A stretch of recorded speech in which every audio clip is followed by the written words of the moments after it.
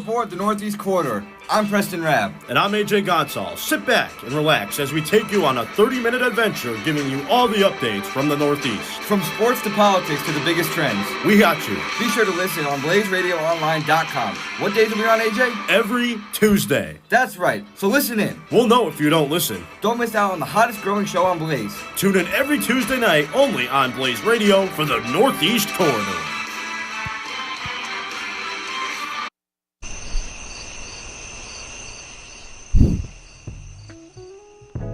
While others are sleeping, we are up breaking down the sports world. The NFL, NBA, MLB, NHL, college football, college baseball, UFC, and so much more. For your weekly sports news, tune into The Breakdown After Dark on BlazeRadioOnline.com with Casey Smith, Aiden Dobell, and Keenan Vaughn, Tuesday nights from 9 to 10 p.m. If you're a tennis fan and want to take a little break from your day, I'm serving up a show for you. This is your host Pratham Valluri, bringing you Match Point, your weekly tennis content. I'll cover ongoing tournaments, go over the latest news, analyze players and matches, and replay the previous week's biggest moments. Be sure to tune into Match Point every Wednesday from 3:30 to 4 p.m. on Blaze Radio. Great moments are born from watching Friday Night Lights camera action. Blaze Radio's one and only sports movie talk show is back. And are you gonna watch it? Not only will I do it for you, yes, I'll do it for you. We will watch anything and everything. From the weird movies. He's right. Ain't no rules said the dog can't play basketball. To the classics. Hey, is this heaven? No, it's Iowa. Tune in every Friday night at 7 p.m. Arizona time to listen to Ethan Neal and Parker Perrell talk about the movie of the week. This is your time. Now go out there and take it. Do you want news about the Big 12? Do you want analysis on every football game? Do you want coverage on sports like lacrosse and beach volleyball? Well, guess what? You're in for a treat. Introducing Big 12 at 12 with your host, me, Dimitri Kurlik. It's the show for Big 12 sports and Big 12 sports only. Make sure to tune in every Wednesday for analysis and breakdown of every Big 12 game from 12 p.m. to 12:30, only on Blaze Radio. 7 seconds to go. Three-pointer.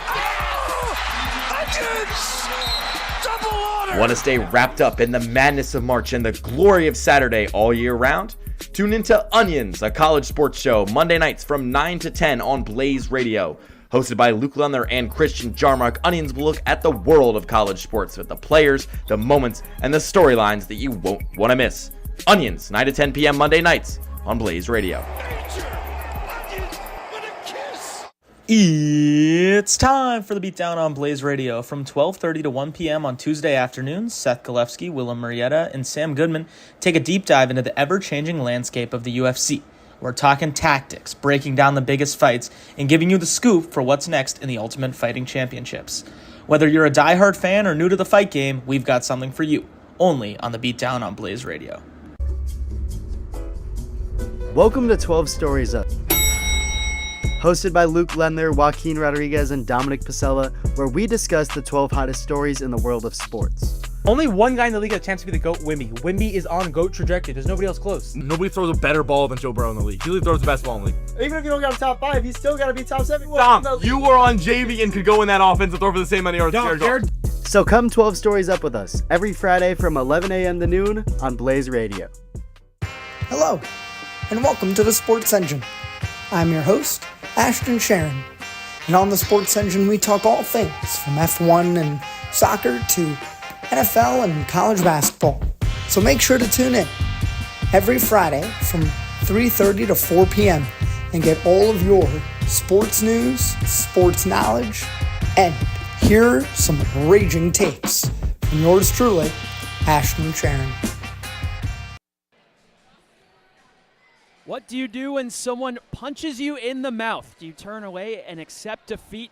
or do you punch right back for Arizona State? That's the predicament they're facing here tonight. And on the other side, the 4th-ranked Western Michigan Broncos meant all business, putting 6 past Connor Hasley. It's game 2 between the Sun Devils and Broncos here on Blaze Radio. He's Colgin Hirschel. I'm Lachlan McTeague. Thank you so much for joining us from Kalamazoo, Michigan. Lawson Arena is where we're at here for a Saturday night tilt between the Arizona State Sun Devils and the 4th-ranked Western Michigan Broncos. And Colgin, as I said earlier, all business for the Broncos, complete domination in that 6-2 victory last night. Yeah, 6-2 victory, as you mentioned, and it was just the all-around scoring for Western Michigan that really got it done. A bunch of players factored into the scoring, multiple players with multiple point nights, and it was a little bit just too much for Arizona State to handle. There was maybe about a 4 or 5 minute span in the second period where they really seemed like they had things going their way, and then it just kind of fell apart as they entered the third period and just wasn't really able to get much going after that. And that 4 to 5 minute stretch was led by Captain Kyle Smolin. The co-captain had both the goals, and both of them were assisted by his line mates Ben Keevan and Carmelo Crandall. Those guys really drove the bus offensively, but that's one line out of your 4. Who would you like to see step up tonight for Arizona State? Yeah, it's got to be that first line with Cruz Lucius, Sean McGurn, and Bennett Shimmick. Bennett Shimmick has been held pointless in his last 3, Lucius in his last 4. So it's been really difficult for this line to get going as of late. And Arizona State needs them to if they want to win hockey games. These are 2 of the top scorers in the NCAA in Shimmick and Lucius. And they've been that way this entire season. But when they're not scoring for the Sun Devils, things go wrong. And they have been, especially last night against Western Michigan. And both of those guys on milestone watch. We'll get to that later if the situation arises. But on the other side for Western Michigan, I mean, they played a perfect game in front of their home crowd. And some aspects other than offense really led the charge in their dominant win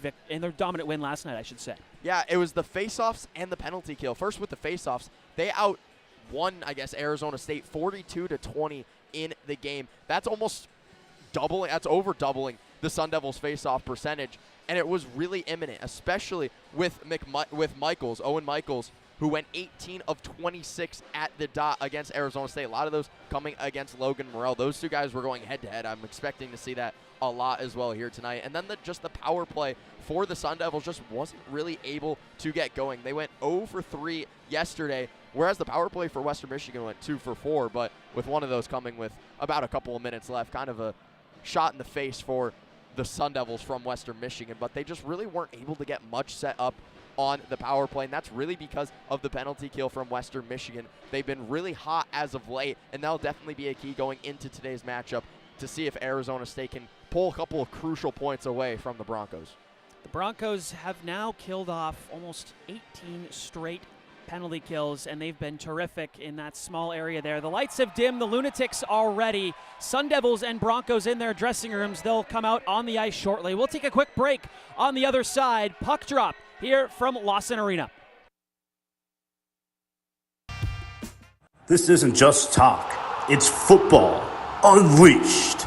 Join AJ Godsals, Sebastian Fryer, and Trevor Cox as they break down the biggest hits, the boldest plays, and they have the takes that will shake the gridiron. I still think the Ohio State Buckeyes are winning a national championship. Think this Broncos team can make the wild card. I think Emeka Egbuka can reach Amon-Ra St. Brown Heights. This is 3 for 60. It's every Tuesday from 3 to 4 o'clock with AJ Godsall, Sebastian Fryer, and Trevor Cox. Only on the world-famous Blaze Radio. Do you play fantasy football?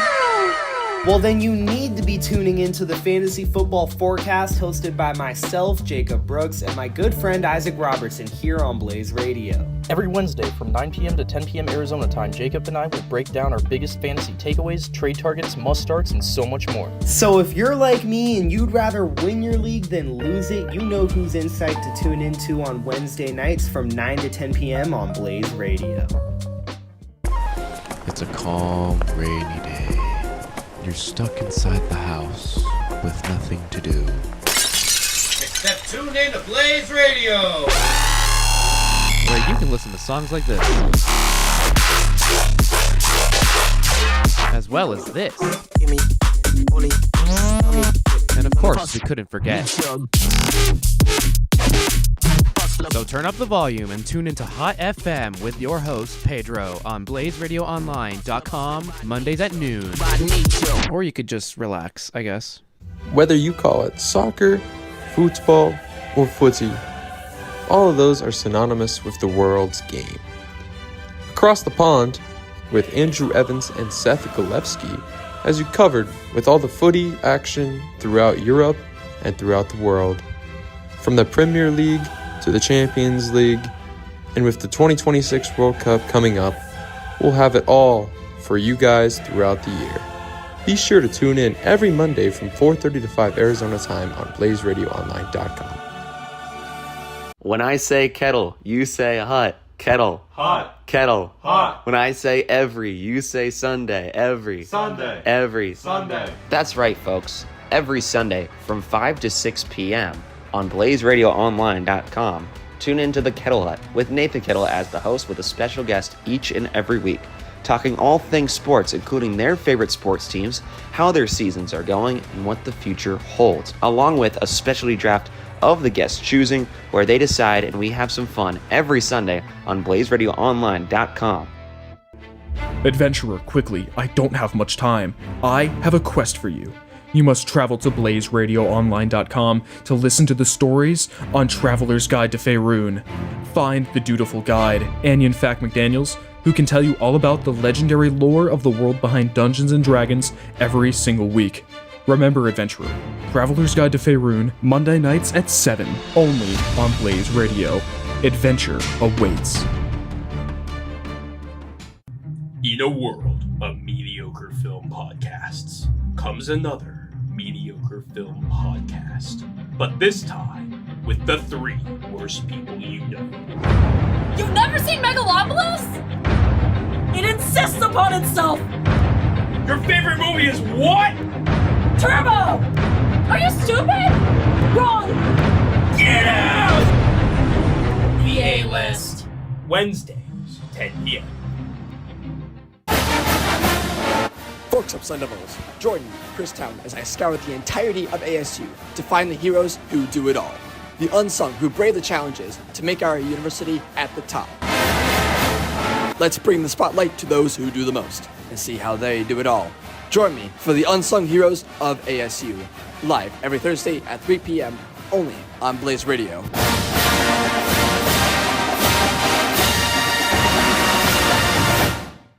Clark, step back 3.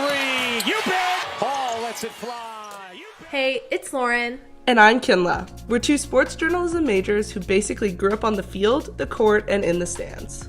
Welcome to The Athlete Era, your weekly dose of women's sports and what it's really like to live life as 20-year-old girls in the sporting world. From buzzer beaters and rivalries to our own behind-the-scenes stories, we bring you takes you won't hear anywhere else. Catch Athlete Era every Tuesday from 1:30 to 2:30 right here on Blaze Radio. Tune in, call in, and join the era. A whole lot more than a little bit, and a little bit more than a Hi, I'm Liv. And I'm Maddie, and you're listening to Out of Tune on Blaze Radio. Join us on Wednesday at 3 until 3:30 to hear us talk about music and other random topics that entertain us. We also report out on live music events and interview up-and-coming artists who perform locally. We would love to see you tune in. Tune in on Wednesdays. Tune in. Hey, yo, turn my headphones up a little bit.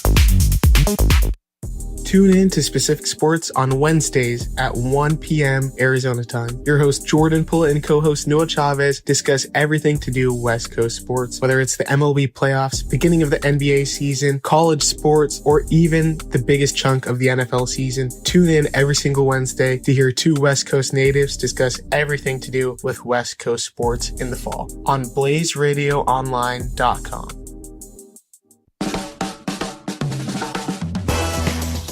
Hi everyone, I'm Bella. And I'm Landon, and this is Album Splain. Catch us on BlazeRadioOnline.com every Wednesday at 12:30 p.m. or on your favorite podcast streaming service. Every week, tune in to hear us talking about and dissecting a different album, from artists like Pink Campers, Fleetwood Mac, and more. As we try not to get off track by talking about random things like Jinx Monsoon and Lane and True. Or Bella's thumb issues.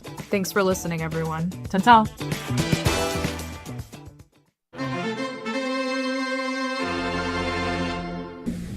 If you like National League Baseball, then tune into the Senior Circuit Sundays, 7 to 8 p.m. Arizona time on Blaze Radio. Shohei Ohtani's just not going to be that good of a pitcher. Ryan Nelson has all-star potential. My hot take for the National League is that the Pirates will finish at the top of the National League Central and claim a spot in this year's playoffs. Are you a college student with a week's worth of homework due? Are you a working class citizen who has to be up early? Do you have little to no time to yourself? We don't care! So grab a cup of coffee or a can of Red Bull and tune into Off the Record on Blaze Radio every Thursday from 9 to 10 p.m. Off the Record offers all the news in music and pop culture. And the audience can play along with our new game segments every week. So be sure to tune in to Off the Record on Blaze Radio from 9 to 10 p.m. every Thursday.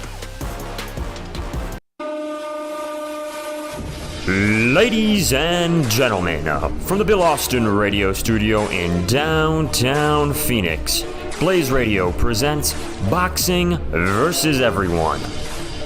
I'm Edward Eamon, host of Boxing vs. Everyone. Tune in Saturdays at 8 a.m.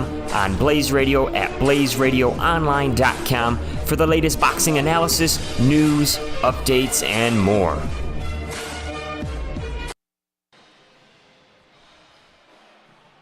Introductions and anthems are done. Puck drop is all that follows here at a almost capacity crowd in Kalamazoo. It's night 2 in KZoo between the 4th-ranked Broncos and the Arizona State Sun Devils. He's Colgin Hirschel.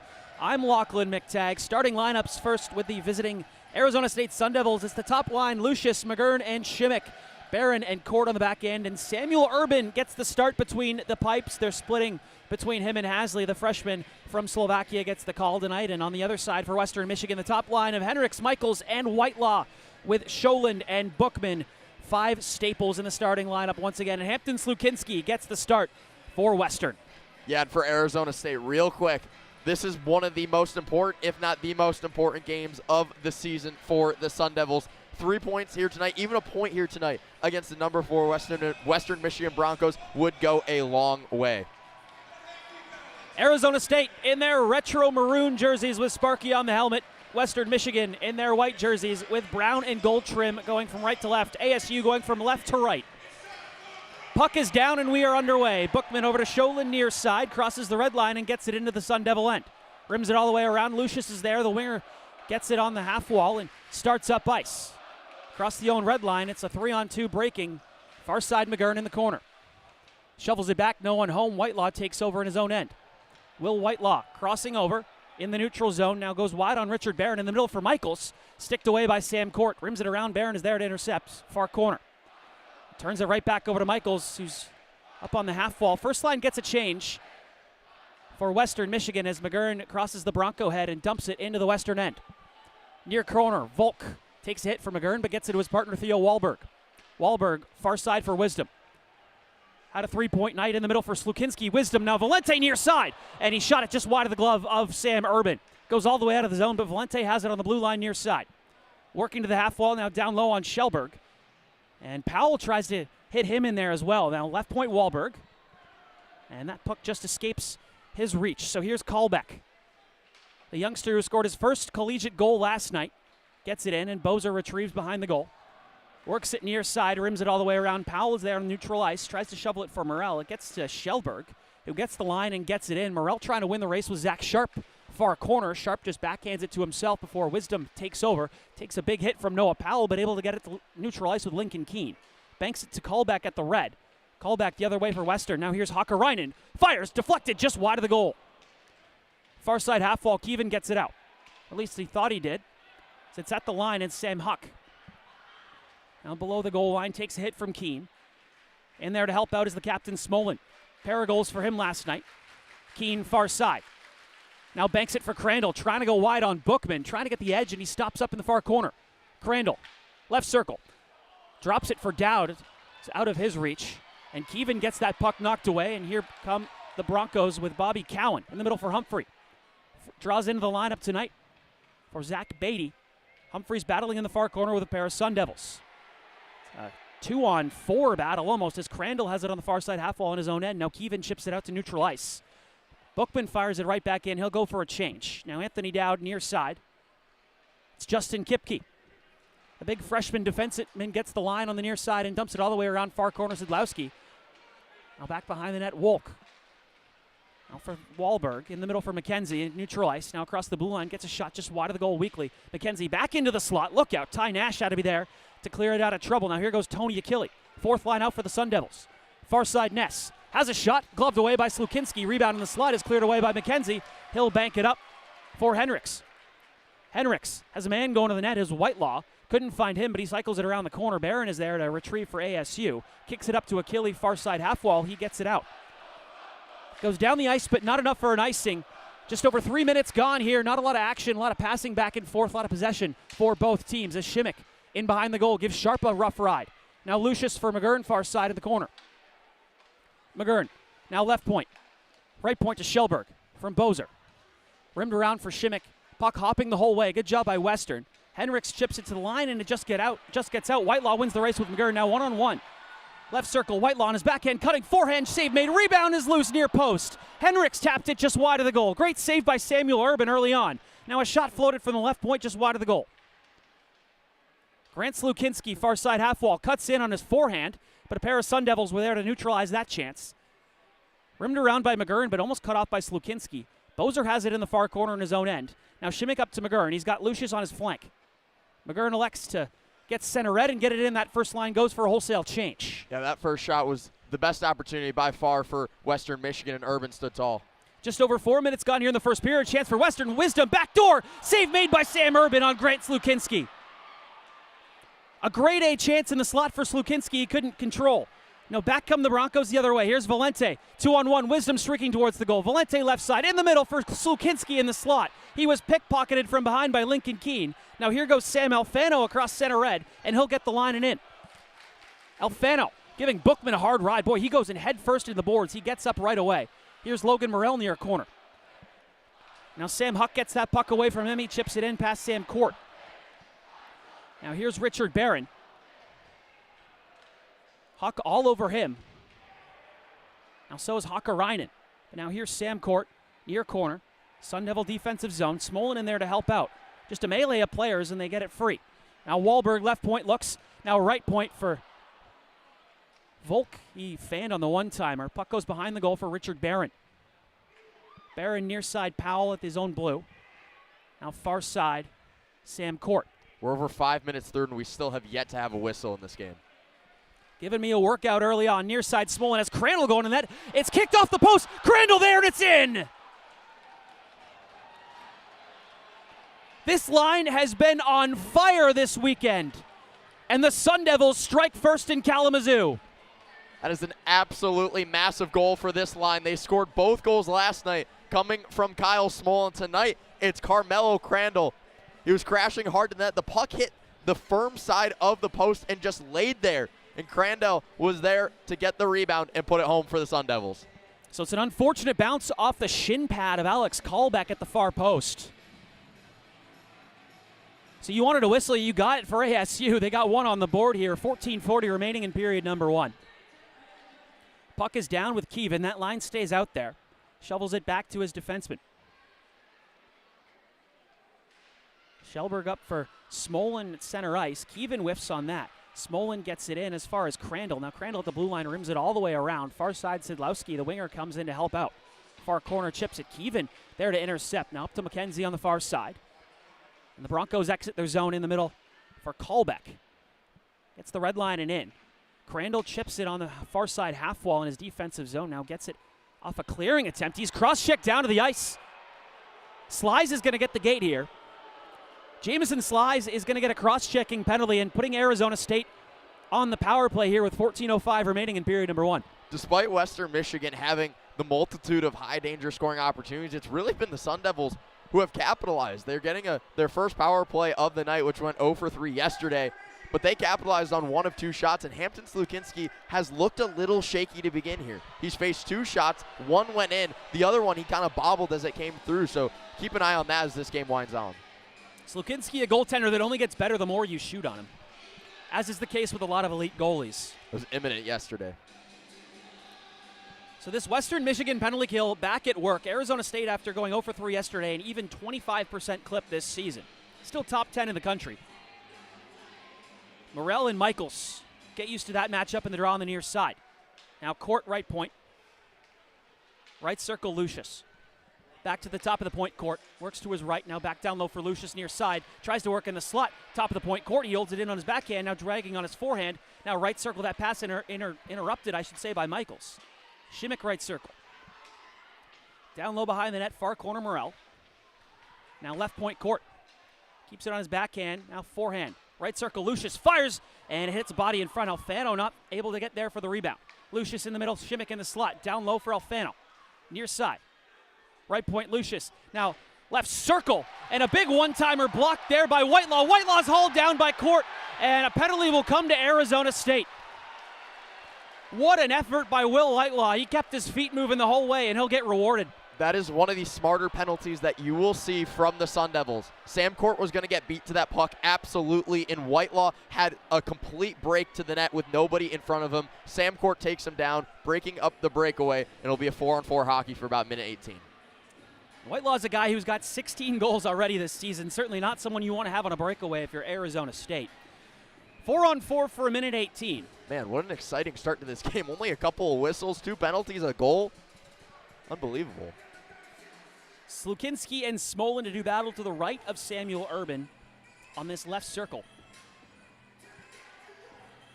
Smolin jumps a little early. Waved out by the linesman. They'll do battle once again. Oh, another take 3 on the faceoff here. 13:23 remaining in period number 1. 1-0 Arizona State off a goal from Carmelo Crandall. 4-on-4 hockey. One back to the left point, Wahlberg. He's got a couple Sun Devils all over him, but it's Joel Schellberg now. Stops up and on his forehand in his own end. Working near side. Smolin in the middle at the blue line. Just taps it to neutral ice. Here's Volk. Near to far to Wisdom. Now back to Wahlberg in his own end. Skating far side, now up near the Bronco head at center ice. Doesn't like what he sees, and he'll turn back. Theo Wahlberg, 6'5" Swede, drops it for his D partner Volk. Volk has a lane. Down right wing, shot, hit the crossbar. That shot got deflected on the way, and Sam Urban had it hit off the crossbar. Puck still in the Sun Devil end. Now here's Schellberg, couple nifty maneuvers. Forwards will go for a change, but Schellberg weaving his way up the blue line near side. Stops back, loses an edge. Wahlberg and the Broncos will take advantage. Michaels, now here's a breakaway. Will Whitelaw in, save made, rebound is just wide through the crease. Whitelaw went to the forehand, Urban was up to the task. It remains 1-0 Sun Devils. Now here's Michaels, far side, now looking for Sholin, near side, scores!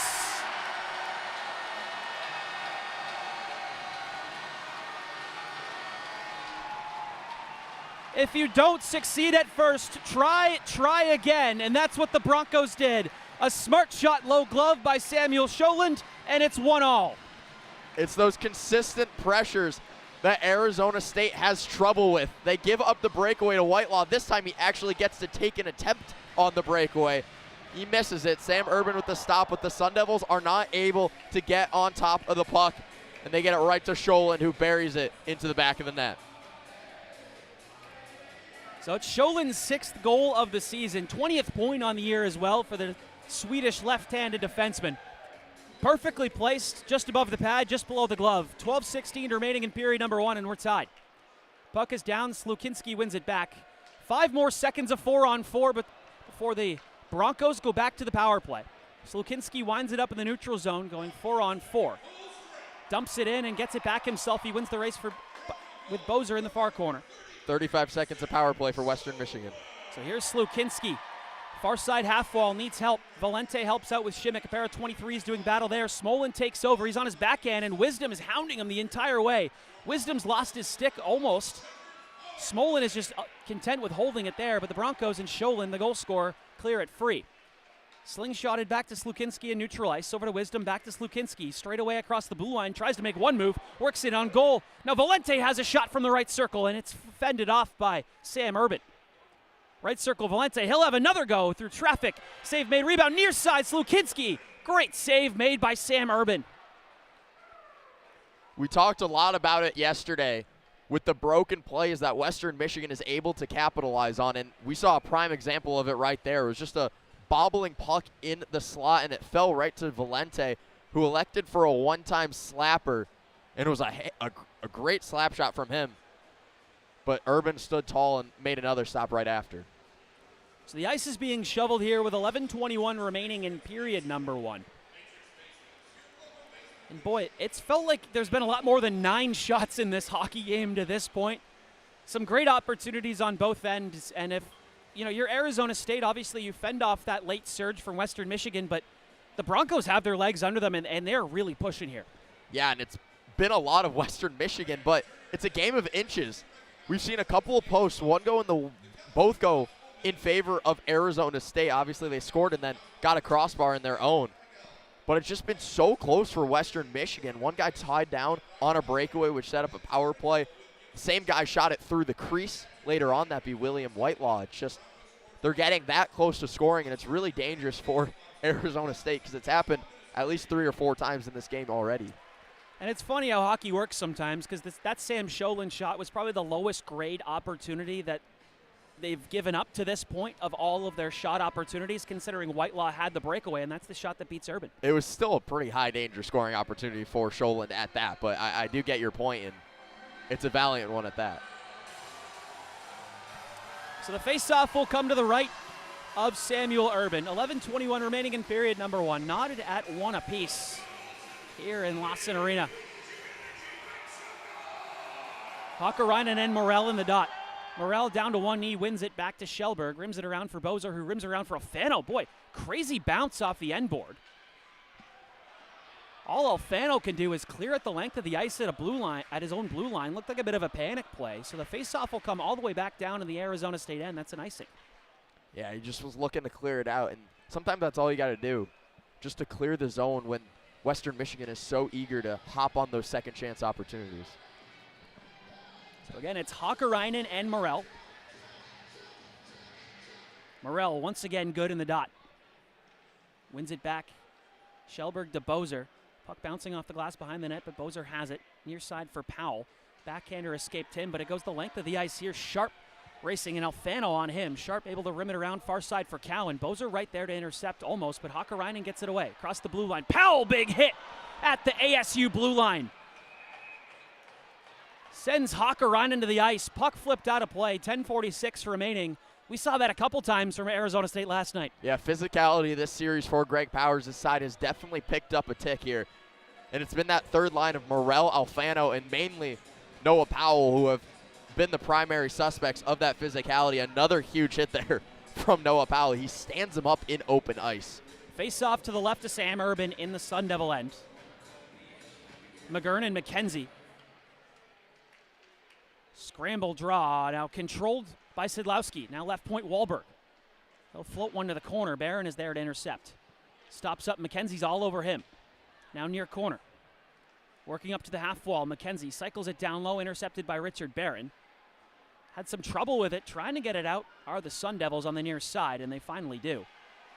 Puck in neutral ice with McKenzie. McGurn tried to stick check him, but it's Sidlowski far side near the Sun Devil bench. He just gets the line and gets it in. Urban rims it around. Sidlowski traps it with his skates on the half wall on the far side. Rims it around down low for McKenzie. McKenzie tries to get the cycle game going for Western. Was so effective last night. But Lucius and the Sun Devils trying to get it away. McKenzie intercepts for a moment. Now cross ice for Shimmick. All he can do is just try and chip it by Wahlberg. Suffocating defense played there by Western Michigan. They do not want to give up the puck in their offensive zone. And here's Volk. Back for Wahlberg. Wahlberg in the middle for Michaels. Sauce pass knocked down. Almost a sauce shot there. And here's that top line going to work. Now top of the point, Bookman. The righty on his backhand on the half wall drops it. Now Scholin one-timer top of the point. Deflected just wide of the goal. Whacking away at it. Now Scholin high slot. Shoots again. Blocked by Keevan. Sam Scholin has it down left wing. Behind the goal. Circles on his backhand. Michaels, sharp angle near side. That just missed the net. Michaels gets it back on the half wall. Broncos are buzzing. Right circles. Michael has time. And a glove save made. And the puck to the corner by Sam Urban. Smolin on his stomach tries to get the puck out of the line. Keevan finally does. What a shift by this top line.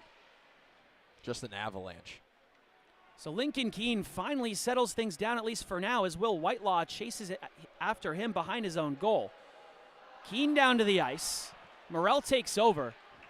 Just a trap defense being played by Western Michigan off the glass and finally out of the ASU end, but it goes as far as Grant Slukinski down left wing. Slukinski on his forehand, pad save made by Sam Urban. Keevan behind the net to Kipke. Near side stops up on his forehand, rims it around to a wide open Lincoln Keene. Keene surveys. A little pirouette, has time, sauces it by the stick of Slukinski. Now Kipke near side into his own end. Trying to get anything, and Callbeck intercepted a pass that deflected to Sharp. Sharp just gets it in for Kipke. Now across for Shellberg. Shellberg clutches on a pass over to Kipke.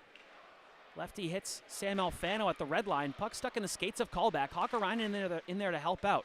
Now Powell gets it away, trying to forecheck on Sharp. Alfano in there as well. Powell one hand on his stick, gets checked by Wisdom. Takes a hit but feeds Sam Huck. Huck across his blue line now near side for Sharp. Deflected away by Brayson Bozer. Excuse me, that was his partner Joel Shellberg. Now Sharp to Hakkarainen near or far side at the blue line. In the middle, intercepted by Shellberg. Dangerous chance almost created by Western, neutralized by the defenseman Shellberg. At the blue line, it's Ty Nash to Ness. Now near side for Bozer, the defenseman leading the rush. Bozer shot off the left wing, gets deflected wide. Nash left circle, fires one towards the goal, tipped in front by Ness, save made by Slukinski with his stick. Now far side half wall for Ness. Now left point Anthony Dowd can only just circle it in behind the goal. Tony Achille, the Energy Bunny, trying to chase after it. Or Energizer Bunny, I should say. Flipped high up in the air, somehow misses the lights in the rafters here at a low-hanging roof of Lawson Arena. Chipped into the Sun Devil end. They'll squirt this puck far side where Bookman meets it. Achille there on the forecheck. Now for his partner Sholin near side. Top line now out there with Tony Achille as well, as McGurn has it in the far corner.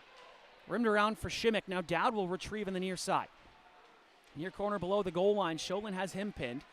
Bookman has McGurn pinned. Lucius trying to stick check a man in Humphrey. Trips him up, and the Broncos go the other way. Delayed penalty shot just wide of the goal from left wing. Michaels.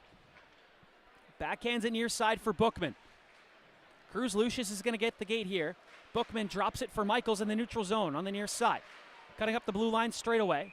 Passes to his left to Hendricks, but they're offside. 6:20 remaining in period number one. One apiece. Western back to the power play. I got to tell you, Lochlan, this offense is, as I mentioned before, just an avalanche from Western Michigan. They never stop. They got a full line change. Their first line was out there pressuring Arizona State their entire shift. They got a complete line change, and then you saw Whitelaw, who was continuing that pressure. He went for a change, and they still had pressure in the offensive zone. It's absolutely unbelievable how consistent the offense is from the Broncos and Pat Ferschweiler's team. And it's infectious, right? When one line does it, then that's when the next line tries to follow it up. And it's so impressive, especially when you have the long change in the offensive zone in the first period, when you got to skate to your own blue line to get to the bench, that you can recycle guys in a five-man unit and change guys while you're still possessing the puck in the offensive zone. That's always a really impressive aspect of the game of hockey for me. And I can't lie to you that Arizona State only has 4 shots, but I think 3 of them have been within 5 feet of Hampton Slukinski. Arizona State has not played a bad offensive game to start. It's just Western Michigan has been so much better in their offensive zone in the first 14 and a bit minutes of this hockey game that Arizona State really hasn't had any sort of opportunity to get anything set up in their offensive zone because they're so tired when they do get the puck there. So 6:20 remaining, ice getting shoveled. I don't know how much shoveling will need to be done in the Western defensive zone. A lot of that snow being accumulated in the offensive end for Western. Yeah, I think fresh power play chance. I think there's probably a snowman by Slukinski from himself building it.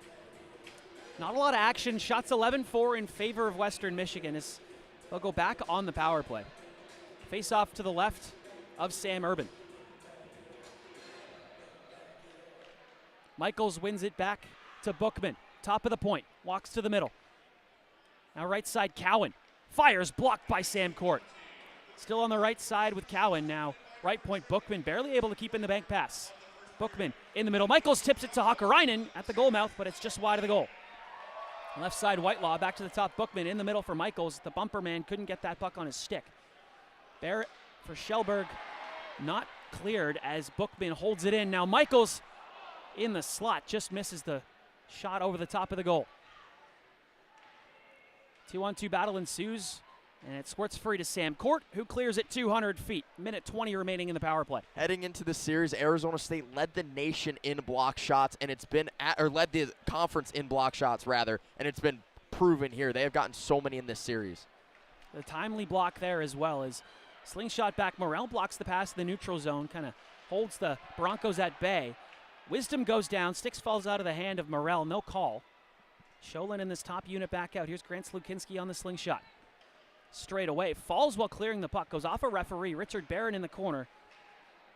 Clears it far side. I believe that's Tucker Ness out there on the penalty kill. He gets that puck 200 feet. 40 seconds remain on this Bronco man advantage. 5 even left in period number 1. Drop back for Whitelaw. Another drop back coming. Instead, Whitelaw just kind of passed it to himself in his own end. Now here's Volk. Up ice, another drop back for Hakkarainen. The Finn. Now far side, or near side Michaels now. Top of the point, Volk. Near side Michaels on the left circle. Volk, top of the point, walks over to his right, to the line, and finally out. Good block pass by Kyle Smolin. Broncos just get this in, and Brayson Bozer has tons of time. He clears it to Logan Morell at the blue line far side as Wahlberg intercepts after Morell made a nice move. So Sun Devils back to full strength. Lucius out of the box. But here's McKenzie straight away at the blue line. Shot blocked by Brayson Bozer. Both him and Shellberg now have 60 blocks on the season. Now Sharp, right side on his backhand. Shovels one in front near the far post. Now a backhand pass, right point. Michaels walks in, fires and scores!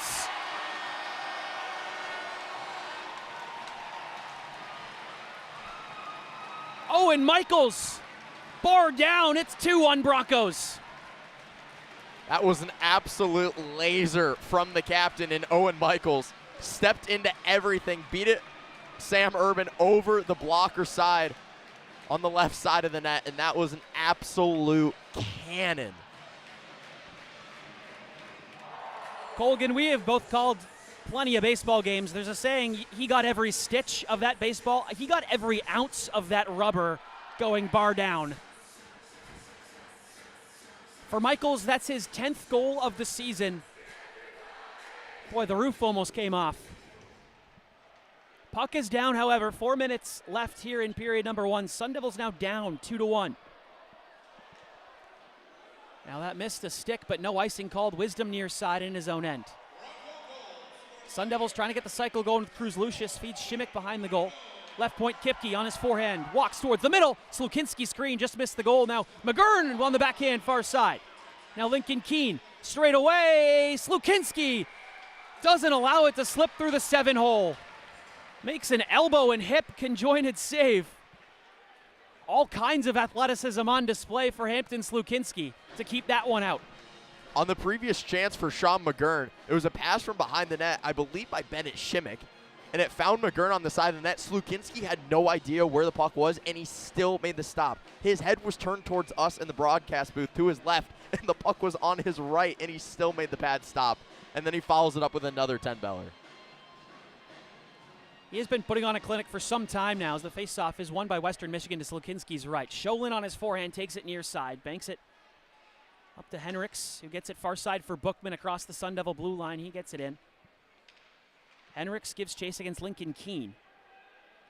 Veteran against a youngster there. Keene gets the better of him. A puck comes to the left point, now cycled in front. Floated on goal by Sholand. Urban able to chest that one away. Kipke pressured. Keene trying to play some good defense. Kipke gets it away from Morell. The center comes in to help out near side in the corner. Morell to his own blue line, flips it to neutral ice. Kipke now leading the rush near side for Noah Powell. Miscommunication there. Sun Devils still win the race. Justin Kipke, the defenseman, below the goal line in the offensive zone is Sam Alfano. Far corner now down low for Powell. Kipke on goal. Backhander save made with a stick by Slukinski. Noah Powell. The Kipke, right circle, save made. Rebound, Kipke again on the one-timer. This is just wide. Shellberg cycles this down low for Powell. In the middle. Now a slot shot. Morell denied. And oh my goodness, a lot of action going on here. Hard to keep up almost. A flurry of chances from Arizona State. Morell, Powell, Alfano, they were buzzing for a second. Same with Justin Kipke. Sholin gets it up. Henricks, that's Humphrey who gets it in. Brayson Bozer to Shellberg on the far side in his own end. Turns it over to Henricks. Shovels it in the middle. Ben Keevan, the forward, is there to help out. but it's put down below the goal line. Now right point, Volk fans on his pass. Keevan has speed up the middle, being chased by Volk and Wahlberg. Now gets it back to Crandall, left circle, Crandall backhand to Smolin in front. That was off his stick and just wide. Does this line have any more magic with 1:40 to go here in period number 1? Slukinski gets it near side to Wahlberg, who goes high off the glass and out. Court's got to look out. Now here's Cowan, 2-on-1 with Hakkarainen, across the middle. Oh, it's deflected in front. Urban with a terrific right pad save.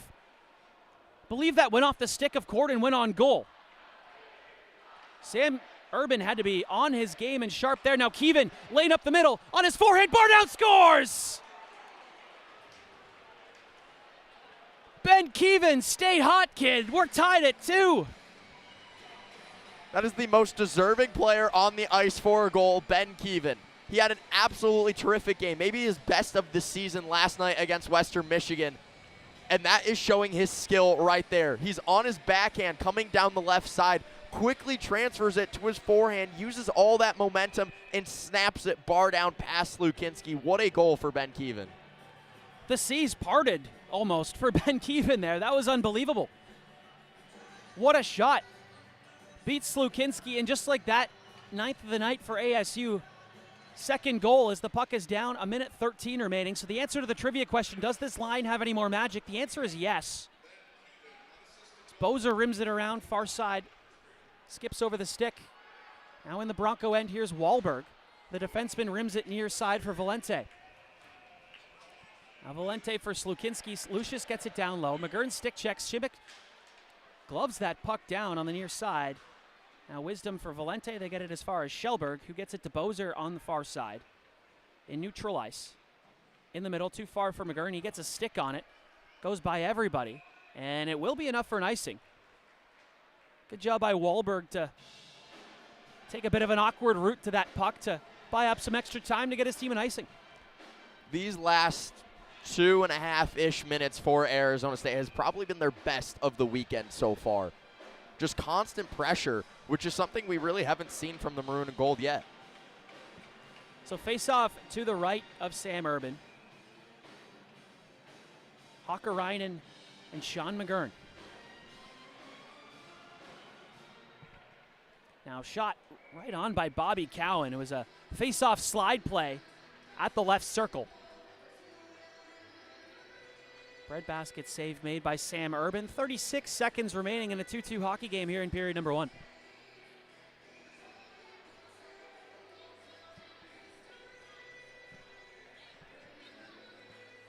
So Hakkarainen and now Logan Morrell to the right of Sam Urban on this left circle. One back by Morrell again. Rimmed around by Bozer to Alfano. To the red line, but not in. Now here's Bozer as Western gets it in. Bozer to Alfano. Alfano on the near side, half wall in the offensive zone for the Sun Devils. Alfano just backhands this one behind the goal. Volk, near side to Cowan. The winger trying to survey his options, banks it once again near side for Hakkarainen, too far for him. Glove down by Powell. Powell gets the pass from his defenseman and gets it into the Western end. Here's Volk below the goal line. And that'll do it. Takes a hit from the freshman forward, Sam Alfano, trying to stir the pot a little bit. But Arizona State and Western Michigan, after one period of play, 20 minutes down at Lawson, we're tied at 2. Yeah, that was a very efficient end to the period for the Sun Devils. They were outplayed for a lot of those first 10 minutes, but they got themselves together. They were able to collect some offensive opportunities, and they have really capitalized on a lot of them. They've gotten a lot of high danger scoring opportunities, and it started behind the net for most of them. Obviously, the Ben Keevan goal, part of the Red Seas, as you mentioned earlier, but a lot of the action has started at that NCHC logo behind the goal, and they've really been able to capitalize on those passes out in front, and that's how they've gotten a lot of their scoring opportunities. So the goal summary here, 5:20 in, it was Carmelo Crandall from Kyle Smolin and Sam Court for the Sun Devils to make it 1-0. Then Western answered just 2.5 minutes later with a Sam Sholin goal from Owen Michaels at even strength. And then Owen Michaels got a goal of his own from William Whitelaw and Zach Sharp. That was that bar down laser of a slap shot. And then Ben Keevan on his forehand goes bar down to beat Hampton-Slukinski. The assist was given to Richard Barron, actually, as well. So that's how things lie here. 20 minutes down at Lawson Arena. We'll take a break. We'll be back in about 12 minutes' time from Kalamazoo. Don't go anywhere here on Blaze Radio. All right. Here we go, guys and gals. And boogity, boogity, boogity. Let's go racing, drivers! Race to BlazeRadioOnline.com every Thursday at noon for an hour of motorsports madness. Join myself, Andrew Hazlett, and my co-host Ethan Ignatowski for the Loose Wheel Show. We'll tell you everything you need to know for the upcoming race week. From news to predictions, we have you covered, so make sure to tune in.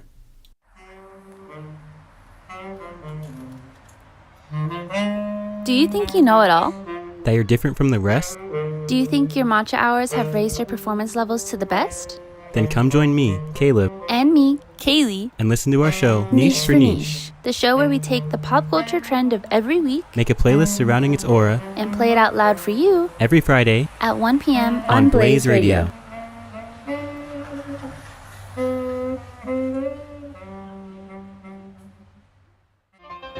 For centuries, us Homo sapiens have been trying to answer the age-old question, what to do on Sunday mornings, and what would be the best companion to NFL football in the fall.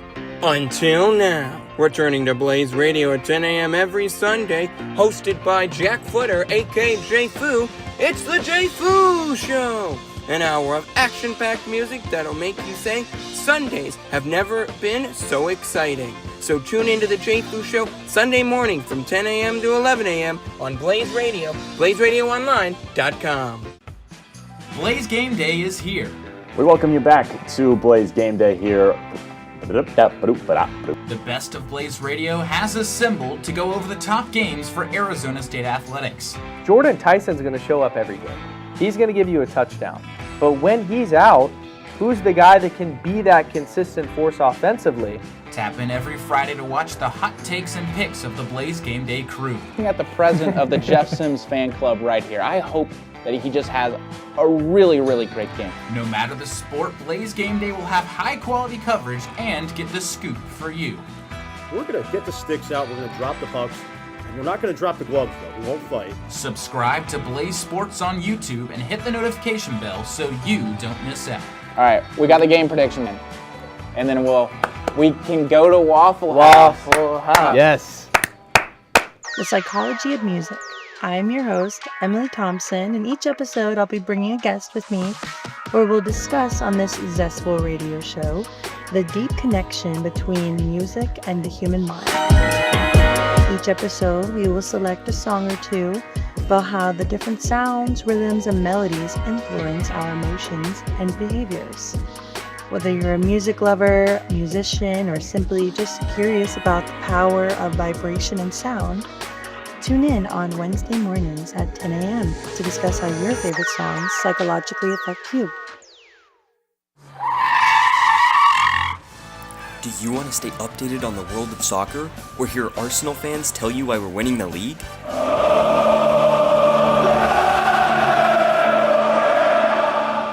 Then you need to tune in to Park the Bus on Blaze Radio. Go to BlazeRadioOnline.com at 7:30 every Monday morning to hear Alex Swift and Bob Blue, alongside the occasional guest host, talk everything soccer.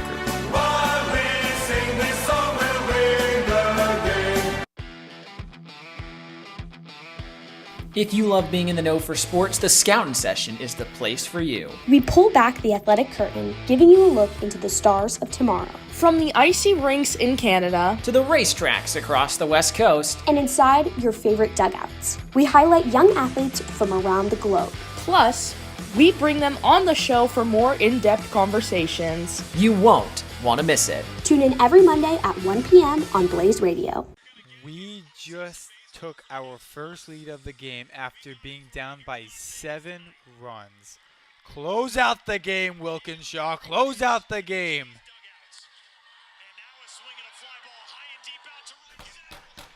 You gotta be kidding me.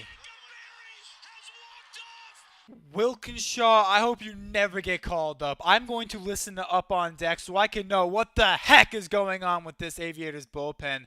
I guess I advise everyone to listen to Up on Deck every Sunday from 6 to 7 p.m. on Blaze Radio. Youth Are Like a Girl is a sports talk show by girls for everyone. Join Ella Walter Sanchez Mondays at 11:30 a.m. on BlazeRadioOnline.com to hear new topics each week about women in sports and beyond.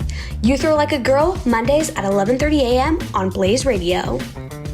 Behind the Beat. Welcome back to Behind the Beat, Season 2, starring your hosts, Kat Wong and AJ Shinko. Here on Behind the Beat, we dive into the history behind songs that most people don't know. Why was the song written? What is unique about this artist? What is the history between this singer and this producer? What does that lyric really mean? Find out this and more on Behind the Beat, every Wednesday at 11 a.m. to 12 p.m. Mountain Standard Time.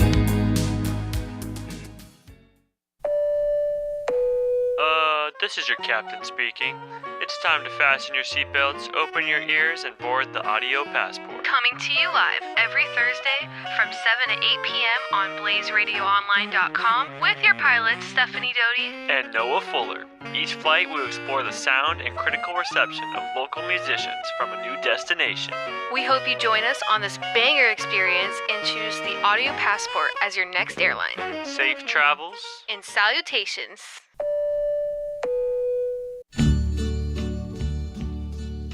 And now, the flop is near, and so we face the final season of Flopstar here on Blaze Radio, on BlazeRadioOnline.com.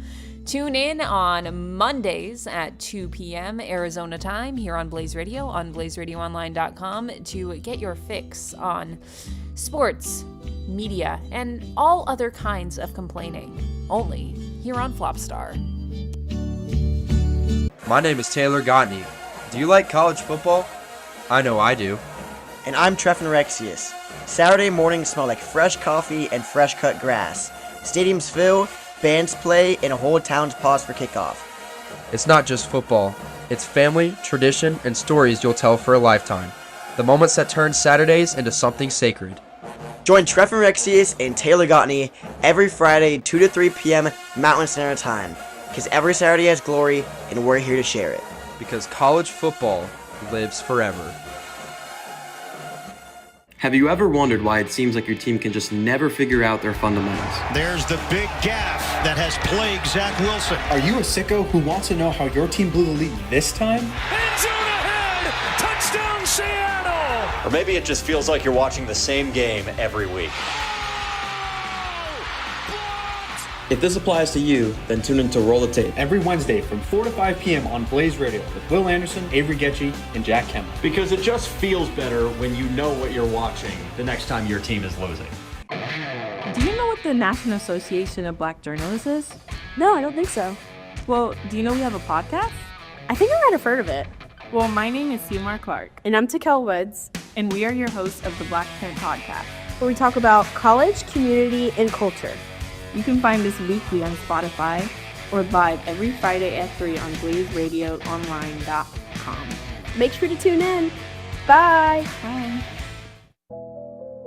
You know, Timber, I'm glad we're both on the same page. We love fangirling. Me too, Jazz. That's why we made a whole show about it. The Fangirl Forum is back and better than ever. Join us every Sunday at 1 p.m. on Blaze Radio to hear the rundown on all our favorite shows, movies, books, and more. Tune in at BlazeRadioOnline.com. Channel your inner fangirl.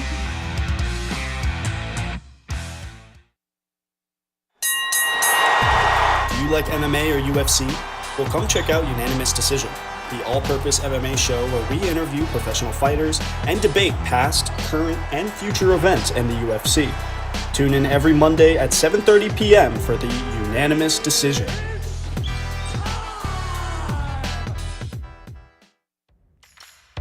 Hey Brooklyn, have you ever had a burning sports question? No, Casey, because I listen to The Hot Seat, where they answer them all for me. What's the hot seat? You'll just have to listen to find out. When can I listen? Wednesdays at 7 p.m. on Blaze Radio. From two former athletes bringing you all the drama. You won't want to miss these hot takes. Everyone's favorite duo is back on the radio. And for the third semester, they're better than ever. So we'll see you in the hot seat.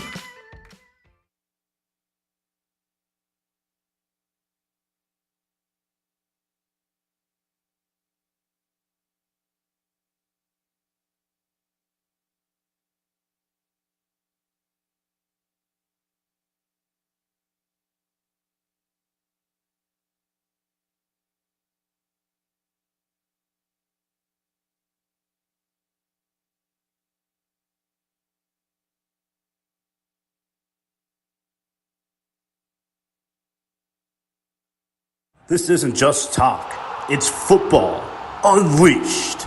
Join AJ Gonzalez, Sebastian Fryer, and Trevor Cox as they break down the biggest hits, the boldest plays, and they have the takes that will shake the gridiron. I still think the Ohio State Buckeyes are winning a national championship. Think this Broncos team can make the wild card. I think Emeka Egbuka can reach Amon-Ra St. Brown Heights. This is 3 for 60. It's every Tuesday from 3 to 4 o'clock with AJ Gonzalez, Sebastian Fryer, and Trevor Cox. Only on the world-famous Blaze Radio. If you're a tennis fan and want to take a little break from your day, I'm serving up a show for you. This is your host Pratham Valluri, bringing you Match Point, your weekly tennis content. I'll cover ongoing tournaments, go over the latest news, analyze players and matches, and replay the previous week's biggest moments. Be sure to tune into Match Point every Wednesday from 3:30 to 4 p.m. on Blaze Radio.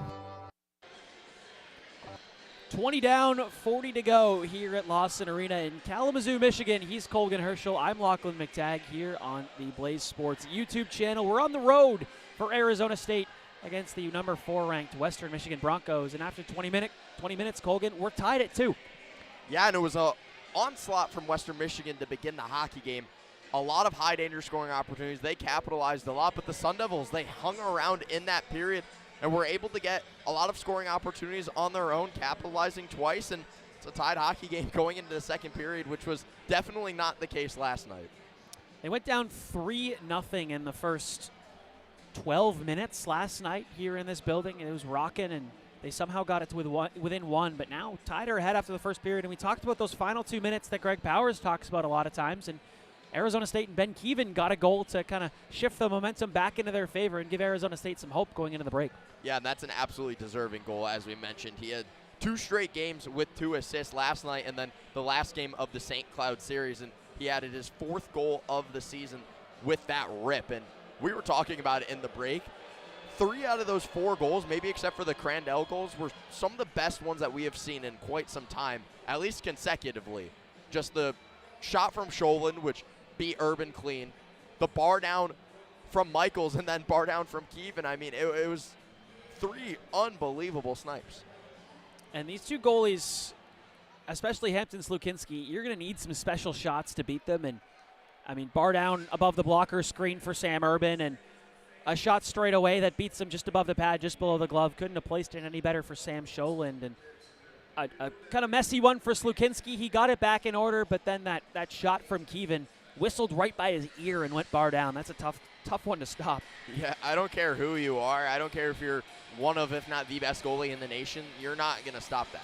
That is a perfectly placed shot from Ben Keevan, and it showed with that because Slukinski looked a little silly with the shot, but both goalies played really well in those first 20s, especially from Sam Urban, who is coming off of a very unfortunate result in the last game of St. Cloud. You got to remember, before this game, the last goal he gave up was a pass to the other team on a power play, which ended the game in favor of St. Cloud, gave them the 1-goal win.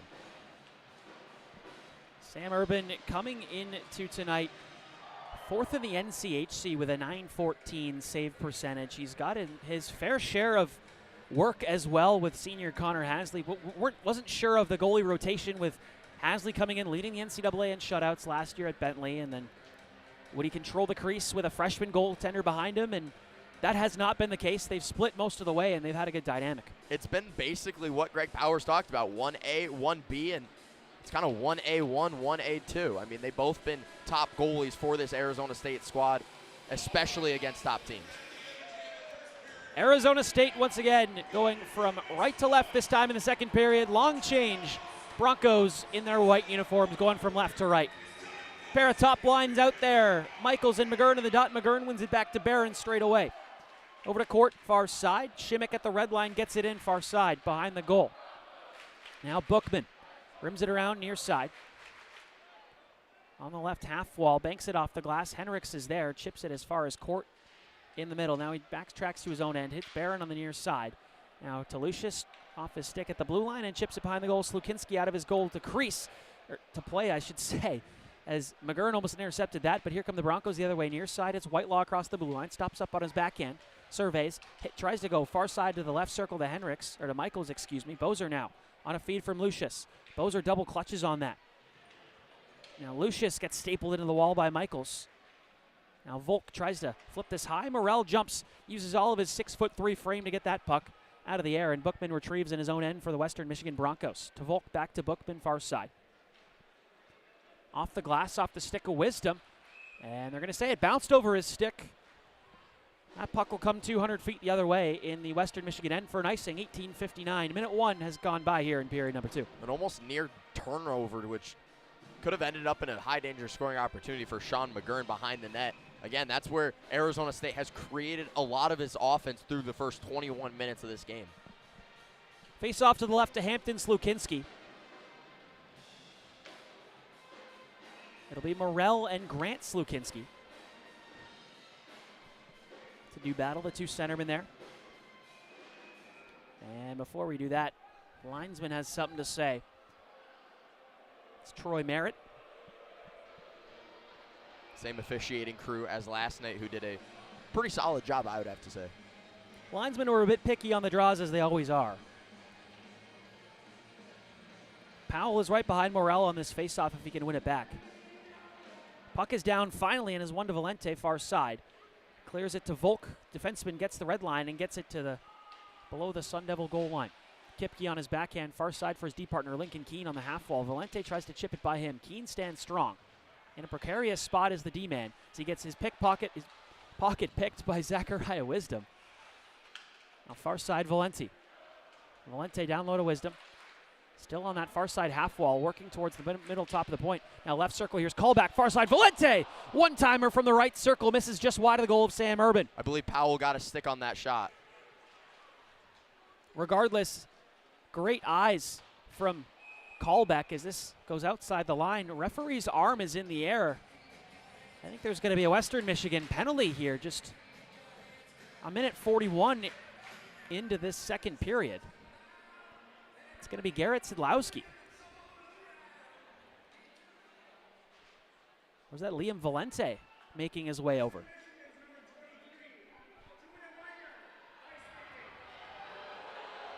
That's a penalty you don't see often in college hockey with everyone wearing cages. Yeah, it's very rare that you see a high-sticking penalty, but nonetheless, it'll be an ASU power play. Back on that opportunity real quick. It was great movement at the far blue line, far point for Western Michigan. A cross-seam pass, and then Powell with the back check got a stick on the shot. Face off to the left, Morrell in the dot against Hakkarainen. Scramble draw, one back by the Broncos and cleared down the ice. Urban behind his goal will play it. It's a power play that really needs to get going for Arizona State. They went 0 for 3 last night, and here tonight they're already 0 for 1. They took a penalty on that power play opportunity as well, making it 4-on-4. So here's Shimmick near side to Lucius. Couldn't get it in, and now Western again off the stick of Hakkarainen clears it down to Urban, who plays it below the goal line. It's really interesting when you see these really good power plays go through stretches of time when they just can't find the back of the net. It's really weird. Now Shimmick to Lucius. Now right side too far for Alfano, but the clearing attempt is intercepted by Morrell, who clears it from half wall to half wall, near side or far side for Lucius. Alfano down low, right circle Lucius. Top of the point, work back up to Court. Court sauces it to Lucius, right circle. He'll walk in. Now back top. Back in the slot for Shimmick. He's hounded there by Whitelaw. Now right corner. Cruz Lucius. Spins away on his backhand. Lucius in the middle for Logan Morrell. Low slot to high slot. Shimmick shot save. Rebound made by Slukinski. Now here's Shimmick. Circled in front. Alfano was at the goal mouth. He couldn't get a stick on that. Lucius. High slot. Alfano one-timer. Off the stick of Michaels. Up and out of play. 17:02 remaining in period number 2. 43 seconds remain on the power play. Good movement from Arizona State on their second power play opportunity of the night. Was behind the net with Shimmick, and he just threw it in front for Alfano. His stick wasn't on the ice. He wasn't ready for it, but he moved out. He backed up to the circle and was able to get a one-timer, but Western Michigan got in the way before it became any danger. McGurn and Hakkarainen will face off to the left to Hampton Slukinski. Puck is down. McGurn wins it to himself almost. Now back Shellberg. Right circle, Crandall. Now right corner, Keevan. Tries to get away from Volk. Now Crandall, right circle. Throws one on goal. Slukinski handles it. McGurn was there on the doorstep as well. Crandall gets it right circle. Top of the point, Shellberg. Shellberg fires. Top of the point, and it is handled effectively by Slukinski and company. Theo Wahlberg clears it. Not much time remains on this power play. Just 15 seconds and ticking. Make that 10. 16 and a half remaining in period number 2. Now here's Joel Shellberg. Dances in by one guy. Now Sam Scholin, but Scholin gets the puck back in the corner off the turnover. Clears it the length of the ice, and that'll do it. Teams are back at even strength. So 0 for 2 is the Sun Devil power play. And this Western Michigan penalty kill stays hot. Scholin clears it back into the Sun Devil end. Bozer near side in the corner. Throws it off the top of the boards. But it's turned over. Now here's Valente and the Broncos. He rips this puck off the glass around to Bobby Cowan. Pair of players in front, and that was Grant Slukinski in the slot who had a chance. Something out of nothing. Now here, left point callback. Banks it down low for Cowan. On that far side, now left point callback again. Top of the slot, Slukinski one-timer off the glass. A hot bounce comes to the slot, and here's Ty Nash for ASU. Gets the red line barely and gets it deep. A near opportunity for Grant Slukinski. He was all alone in front. The puck just kind of slipped to him, but he missed it over the net. Had a couple golden opportunities there. Not necessarily known for his goal scoring, but certainly has a touch. Now Broncos come back. Here's Kolbach. Left side, shot just wide of the glove hand of Urban. Humphrey and company trying to keep this shift buzzing. Sedlowski behind the goal. Stops on his backhand near side. Works in the right corner. Sedlowski right circle. Working deep slot now on his forehand. Makes a nice move around Powell, left side half wall. Puck escaped him, but he circles it down low for Humphrey. Humphrey on his backhand. Far post to McKenzie. Now far side half wall, looking cross ice for Volk. Volk taps it on the right circle towards the goal. Sticked away by Urban. And the puck is alive with Alfano on the Sun Devil side. And he banks this off the glass high. Volk will give chase at his own goal line. No icing on the play, so Sun Devil's able to get a wholesale change out of that one. Back come the Broncos. Michaels. Drilled by Barron down to the ice. Here's Lucius left side. Lucius has a break on his offside, and it's a blocker save made by Hampton Slukinski. Now Western goes the other way with Whitelaw. 2-on-3 breaking. Whitelaw stops up.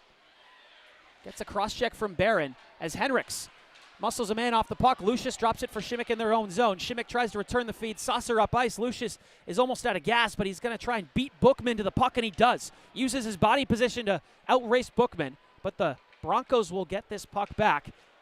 As Whitelaw gives chase against Bozer. A lot of contact there. Whitelaw sends Bozer down to the ice. Now Court working on Henricks. Now Whitelaw tries to shovel it far post. Urban had no clue where that puck was. Now down low in the near corner for Whitelaw. Backhand pass for Henricks. Right half wall. Intercepted by Crandall. They were looking for Sharp there. Now 3-on-2 breaking. Bozer, left side. Looking for Shimmick in the slot all alone. Shimmick tries to go 5-hole save. Made rebound. Shoveled towards the goal. Slukinski's on his stomach. He makes the save.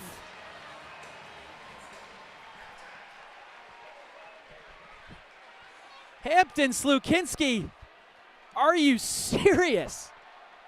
There is so much to break down. The Sun Devils are going to the penalty kill, but just opportunities galore. You look at that top line of Shimmick, Lucius, and McGurn.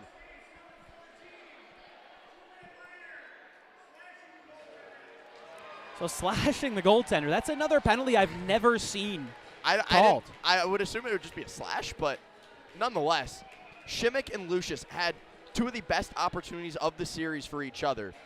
And about 4 months ago, those are both going in. But when you're two players that are on a slide, you're just going to keep sliding. I mean, Lucius hasn't scored in 11 games, none on the power play in 23 now. Shimmick hasn't had a point since before the St. Cloud series. It's just two guys that are struggling to get on the score sheet, and it's evident they're not able to capitalize on these high-danger scoring opportunities. Face off to the right of Sam Urban, 13:26 remaining. Power play for Western Michigan. Slukinski wins it back to Sholin, top of the point. Left circle, Slukinski towards the goal, tip just wide by Wisdom. Valente, right side for Hendricks. Barron off his skate, intercepts and clears this the length of the ice. Kill off some valuable seconds. The Sun Devils changed 3 of their 4 guys already. Get a fresh set of bodies out there. Slingshot back for Wisdom in the neutral zone. Wisdom near side, gets it in on his forehand. Wisdom around. Left circle now, top of the point, Sholin. Now left circle, Slukinski has time, and he walks in, fires. The rebound comes to Sholin, top of the point, and Smolin with a big block. Sam Court and Kyle Smolin, a pair of really big blocks. It's cleared away by the Sun Devils. Minute 15 remaining on the man advantage. 2 absolutely unbelievable blocks, one from Court, then from Smolin. That's why they lead the conference in that category. So left side, here's Hakkarainen. Now top of the point, Bookman. Walking on his forehand. Right circle, Cowan. Top of the point, Bookman. Right circle, Cowan. Fires down low. Michaels tap play in the middle of the slot. And that shot went over the goal. Another block in front by Barron. Top of the point, Zach Bookman.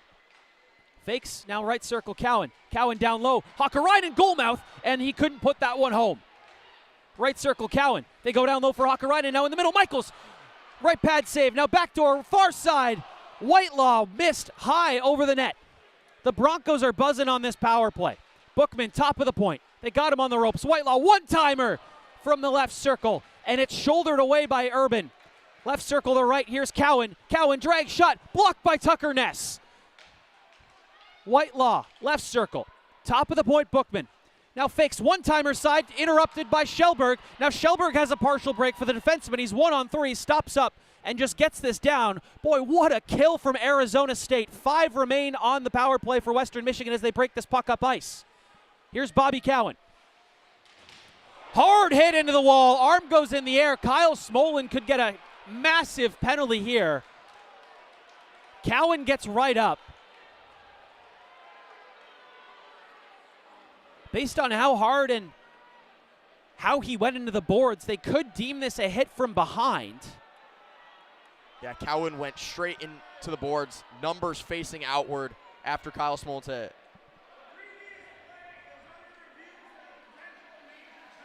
So it wouldn't be a game calling Arizona State hockey if there wasn't a review for a major penalty for head contact.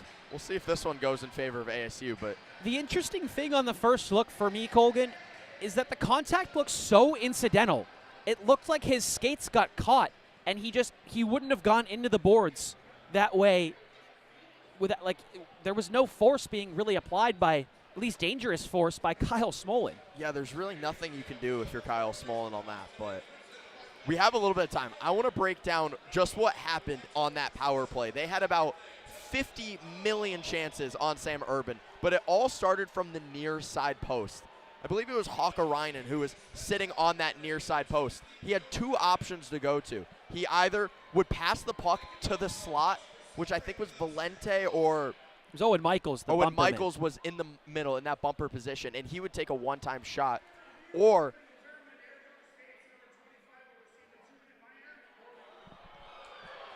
so there it is. 2-minute minor for Kyle Smolin for boarding.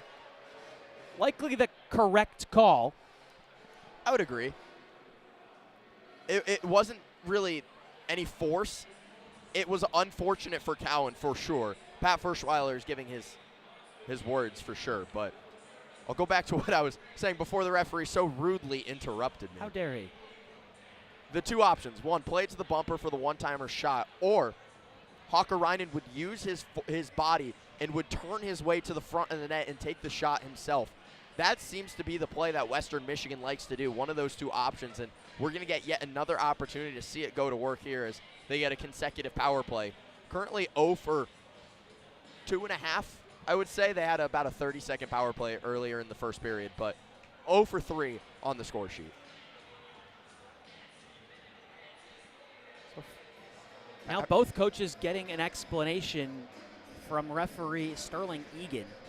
Pat Hirschel was very animated on the Western Michigan bench. You got to respect that. He's standing up for his team. He's standing up for his player. 100%. Can't blame him whatsoever. I'm curious as to what Greg Bowers is talking about. Maybe just getting an explanation. Maybe he doesn't even think it's a penalty. So face off in the left circle to the right of Sam Urban. 11:22 remaining. 2-minute power play now here for Western Michigan. Game tied at 2. Morrell and Grant Slukinski to do battle in the dot. Scramble draw. Pops to Tucker Ness in the circle, and he clears this the length of the ice. It was a bouncing puck that just missed the goal of Slukinski. Hampton, that is. So Scholin will restart. Takes this up to the blue line, slings it back to Grant Slukinski, straightaway center. Now across the blue line, banks it to himself. Nifty pass from Slukinski. Shellberg can't get it by Hendricks. Now Morrell clears it up the middle, and this will go down the ice for another clear. 30 seconds gone in the man advantage. So the second power play unit for Western Michigan, and they really haven't been able to connect much. It was that first power play unit, basically the full 2 minutes the first time. So now Wisdom, straight away, in on goal, scores!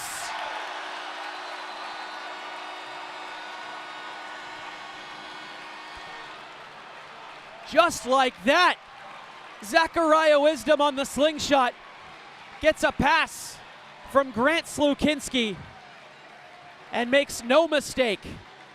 His 4th point of the series, his 2nd goal in as many games against the Sun Devils, and it's 3-2 Broncos. His 2nd power play goal, and I would say it was words of wisdom towards me, but more so actions telling me off. I was just saying how they hadn't got anything going, and they go back and score right in my face. Puck is down here, 10:38 remaining, 3-2, another 1-goal lead established by Western Michigan. Cleared in far side, Lucius racing for it along with 3 other Broncos. They're swarming over there on the near side on the half wall, now kept in by the defenseman of Arizona State. Now rimmed around, here's Wahlberg far side in his own end across his own blue line, now across the red line, still going. Shovels this far side, high off the glass. Whistle went, I believe offside's the call. So it's not often, Colgin, you see a neutral zone entry lead to a clear 1-on-0 breakaway or any kind of odd man chance. Usually they're just hard pressed to set up their umbrella or 1-3-1 power play. And Pat Hirschel once again talking to referee Sterling Egan, but exactly to your point, I mean, that's just textbook from Western Michigan. They're so good on every facet of the game. Whether they're in the offensive zone getting set up, whether they're in their own defensive zone with the breakout, they can do it all and score from every area of the ice. And that's just what makes this team so good and why they won the national championship a year ago. Arizona State had one guy deep, and they were so worried about the pass to the flanks, left and right. That's what you're always worried about on that neutral zone entry, and Slukinski and Wisdom just went right up the middle. Now, here's Humphreys in on goal. Chips this glove save made by Urban. Arm is in the air once again. Urban's getting rattled around in front of Anthony Dowd as well. And it looks like Anthony Dowd's going to get a holding penalty out of this, too. He's arguing his case. This is tough to see here. Yeah, it was a player breaking forward. He was definitely hauled down to the ice by Dowd. I don't know if it was a hold, but there definitely was a penalty on Anthony Dowd. So the right call there by referee Sterling Egan. Once again, he is getting a workout with his voice, just like you are, partner. It was Humphrey going to the net who was taken down by Dowd.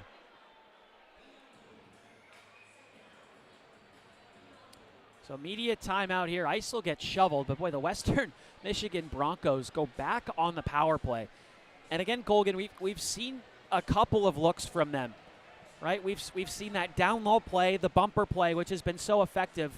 And then we just saw a neutral zone entry that had them score. So if you're the ASU penalty killers, I mean, there's so much to look out for. How do you kind of compartmentalize and try and kill off this penalty here?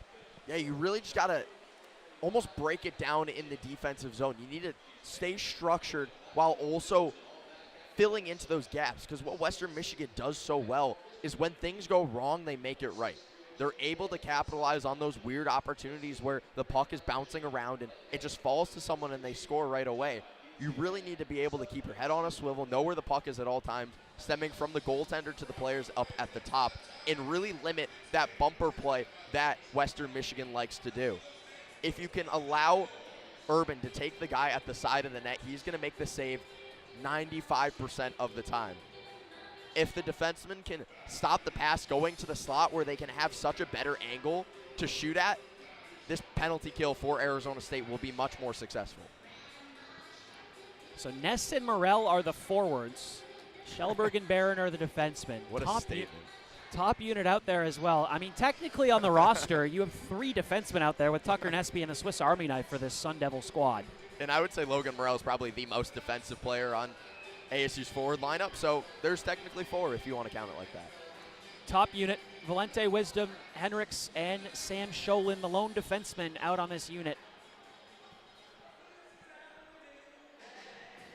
Looks like there's maybe some trouble with the clock potentially. Yeah, power play's not on the board quite yet for, there it is.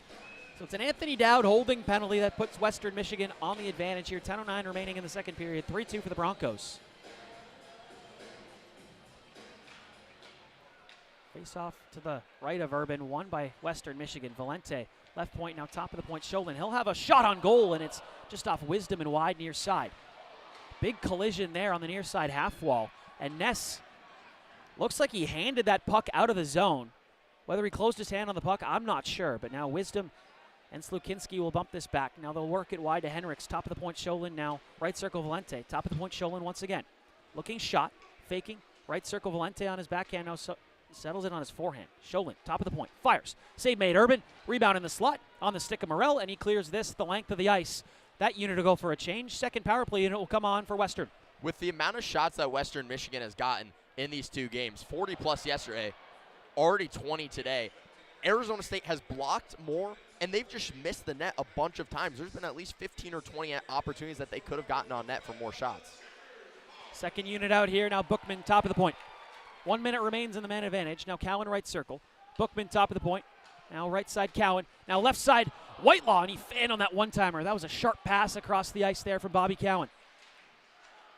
Far side half wall in the middle for Michaels. Michaels has space to the forehand. Poked away by Smolin and Bozer and company. Smolin gets that puck out of the zone. So there's a new play there. They were looking down low for the guy at the side of the net. Instead, they try and go across the ice for the one-timer. Now Michaels, far side corner. Swings it all the way back to the top of the point. Bookman now in front. Hucker right into the forehand. What a great save with the right pad of Sam Urban. Clearing attempt number 1 by Smolin has failed, but he gets it out to the neutral zone. ASU can't change their penalty killers just yet. Now Whitelaw, far side for Michaels. Fires, great block by Sam Court. He's eaten several pucks here tonight. A little bit of aid from Bobby Cowan's stick. Whitelaw, right circle on his forehand, fires just wide of the goal. Rims all the way around. Callback left point, keeps it in. That's the end of the power play for Western, but they're ever dangerous still. Whitelaw, shot deflected wide. Anthony Dowd out there. It's a mishmash of a lineup here with 3 defensemen out there for Arizona State. Rimmed around near side, nobody home. Callback in the neutral zone. We'll let this puck go all the way back to his defensive zone. Western gets a change, so does Arizona State. I'd say more needed for the Sun Devils than for the Broncos. 7:40 remaining here in period number 2. Now Wisdom in the slot. Right circle, Sharp. What a great athletic save by Sam Urban. Sharp, right circle, working deep slot. Fires just wide of the blocker side of Urban. They're still not out of the woods yet. Valente, right circle. Fires, blocked by the skate of Alfano. Right side half wall, Valente. Slukinski in the slot, gets it poked away by Morrell. Sauce passed it in the middle. Morrell can't get a handle on it. Wisdom in the middle. Now Schellberg intercepts through neutral ice. Across the blue line straight away, right side. Here's Logan Morrell on the half wall. Stops up, right point, Powell. Fires it towards the goal. Alfano couldn't get a stick on that one. Now breakaway opportunity. Slukinski, he's got it. In all alone, Grant Slukinski scores!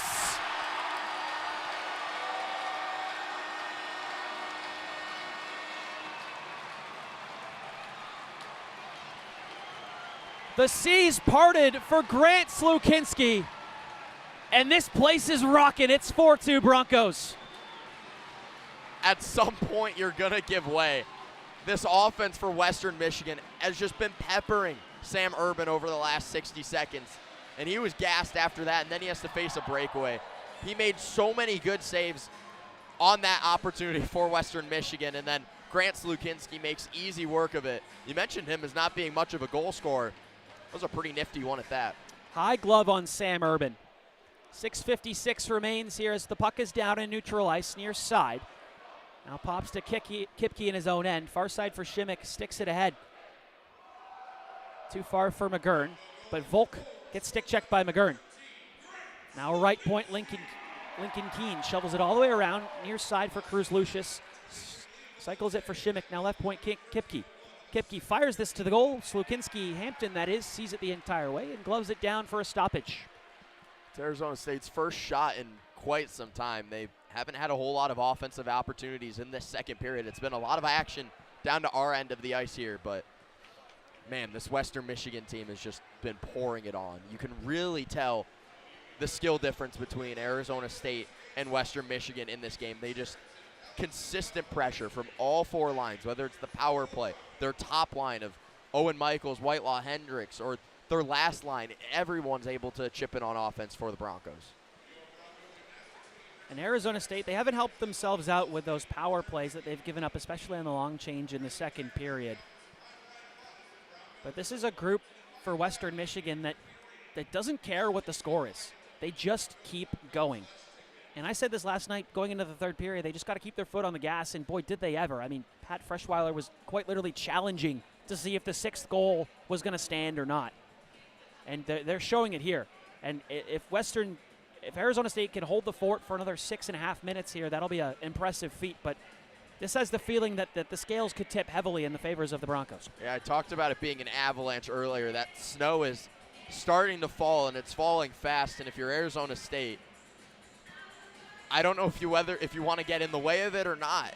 It's one of those situations where there's really nothing that you can do. You take your foot off the gas, and then you fall behind, or you keep going, but you risk giving up a couple of opportunities back the other way. It's really going to be a telltale sign of where this season will go for Arizona State over the next 6.5 and final 20 minutes in the third period.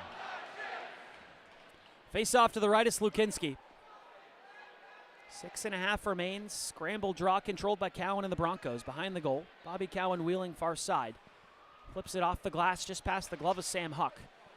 A melee on the near side of the neutral zone. Crandall and Huck do battle.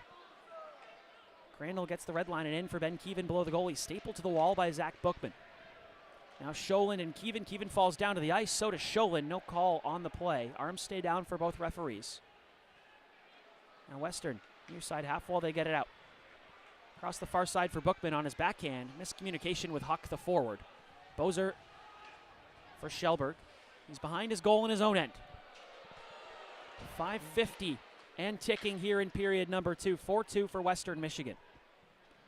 Bozer gets the line, gets it in. Sharp retrieves for the Broncos. Sharp for Whitelaw. That passes behind him. And that'll be an unforced error. Puck will go all the way back down to the other end for an icing. If the Sun Devils want to claw their way back into this game, it's going to have to be between the middle six. Especially that third line of Crandell, Smolin, and Keevan, who have been electric all weekend for Arizona State. They make up, I believe, every goal this weekend for the Sun Devils. And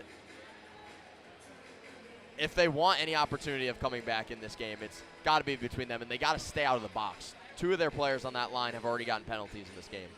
Face off to the left. Morrell tried to win it forward to himself, but it's shoveled into the neutral zone. That was the defenseman, Zach Sharp, who almost had an opportunity as on the near side, Powell and Kalbeck will race for it. Kalbeck wins it to Sharp. He's across the Bronco logo at center ice, but a good back check by Noah Powell. Chance for maybe a 2-on-1 or a 3-on-2. Powell left side, sauces it in the middle, and Owen Michaels swats it away to the near corner. Great defense by the Western captain. Puck cleared down to the ASU end. Hendricks wins the battle. And the foot race. Hendricks still has it. Dekes by a man, but Noah Powell there with some physical play. Morrell, far side across the blue line, skips one on Slukinski, and he covers up and holds. Little whack there by Sam Alfano. Some Broncos don't really like that. Giving Alfano some shots in that far corner. Nobody worse for wear, though. No love lost here on Valentine's Day, certainly between these two teams. Yeah, there's a lot of hatred between these two teams. Obviously, last year you had the unbelievable series in Tempe, and this weekend has had pretty much the same energy. Obviously, two different stories from last season, but it's given us a lot of energy and a lot of entertainment this weekend. 4:58 remaining in the second period. Face off to the left to Slukinski. McGurn down to one knee, couldn't win the scramble draw. Callback chips it off the glass. Puck end over end. Goes the length of the ice. That's an icing. Just over 4:50 remaining, and it'll be an offensive zone faceoff for the Sun Devils. This is a line as well that needs to get going, especially in these last 24 minutes, 25 minutes is the top line of Lucius, Shimmick, and McGurn. I mean, I've said it once, I'll say it again. I've said it definitely more than once, but they haven't had any offensive production in quite some time and could definitely use a little bit of energy boost. Slukinski and McGurn. Grant Slukinski wins it back to the left of his brother Hampton, and whistles go. Interference call on the way. That'll be Theo Wahlberg. The 6'5" Senators prospect will get the gate here for Western. A much-needed power play chance for Arizona State.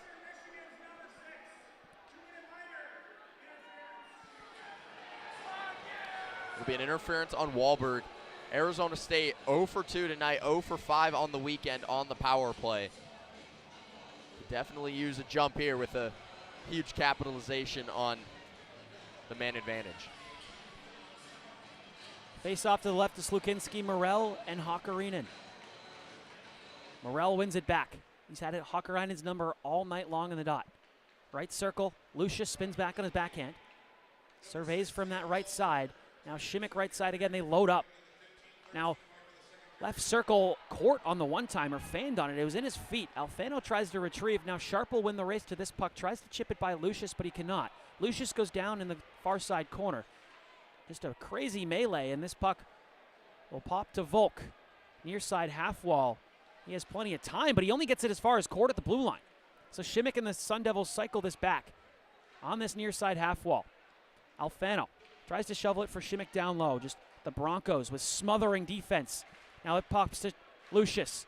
Now Court, one-timer, low pad save made by Slukinski. Now right circle in the skates of Cruz Lucius, and it's shoveled away by Zach Sharp.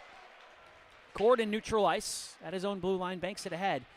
And that pass in the middle, intercepted by Zach Sharp and cleared. Western going for a wholesale change, or trying to, is Shimmick at the blue line. They're trying to get something going. Potentially an offside call there, or too many men. Whistle finally goes. Greg Powers, my goodness, his face is almost as red as the Sun Devils jerseys.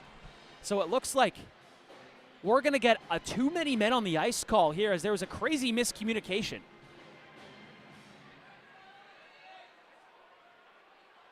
Waiting for the official call, but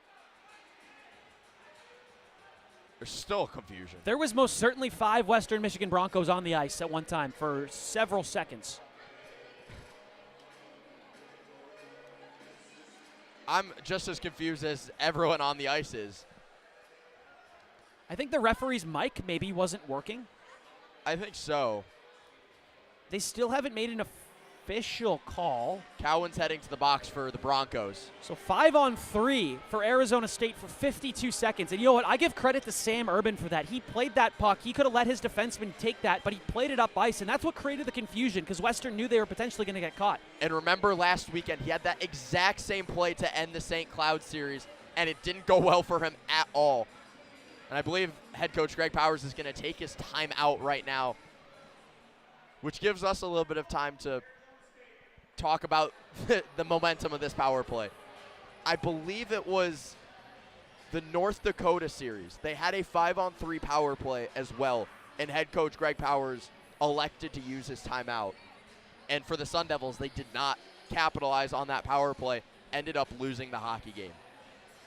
Same opportunity here tonight, down 2 with 2 men up for about 52 seconds. A goal here could skyrocket the momentum for the Sun Devils. You're approaching that time where it's momentum shifting a clock, right? The Sun Devils tied the game late in the first period, got themselves level. Now they're down 2. But 1 in the last 4 minutes here would be big for the Sun Devils. And, I mean, for Western, if they kill off this 5-on-3, that's all the momentum and all the juice, all the jolt that this team needs, as if they need any more already. Can I make a bold prediction here, Lochlan? You may. If the Sun Devils don't score, Western Michigan will win this hockey game. Not a crazy take, not a crazy one at all. But regardless, 52 seconds of 5-on-3 time here, 3:39 remaining. Massive face-off between Slukinski and Logan Morrell to the left of his brother Hampton. Morrell wins it back clean. Lucius, top of the point court. Right side, Lucius. Surveys, left side court. Back right side, Lucius, they play catch. Left side court.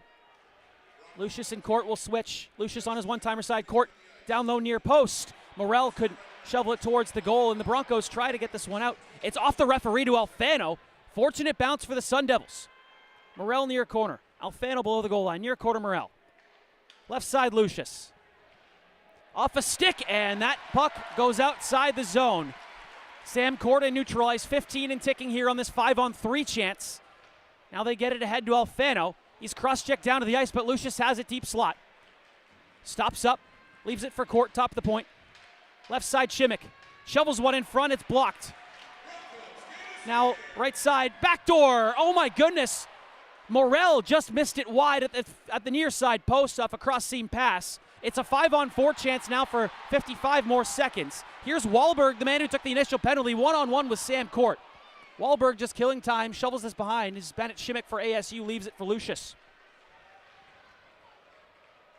2:20 and ticking here in period number 2. Lucius far to near, I should say, for Sean McGurn on the half wall. Tries to get it down low for Shimmick, and Western clears.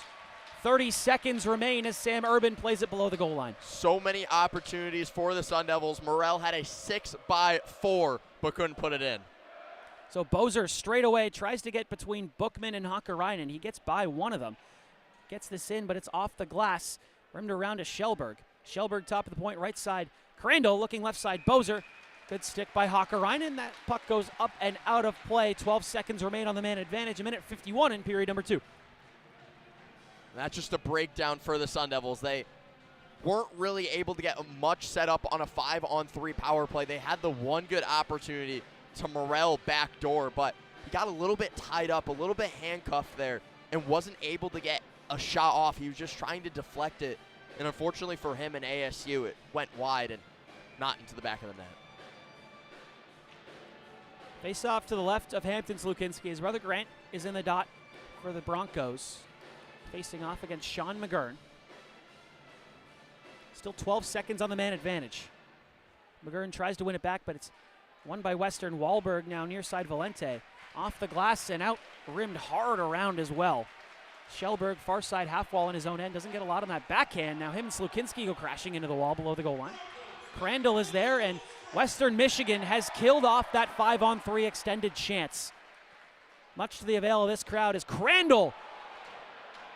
Hard hit on Volk. That's a dangerous one. Volk is down. We're going to have certainly another review for a major penalty, and I think Carmelo Crandall is more likely than not going to be kicked out of this hockey game.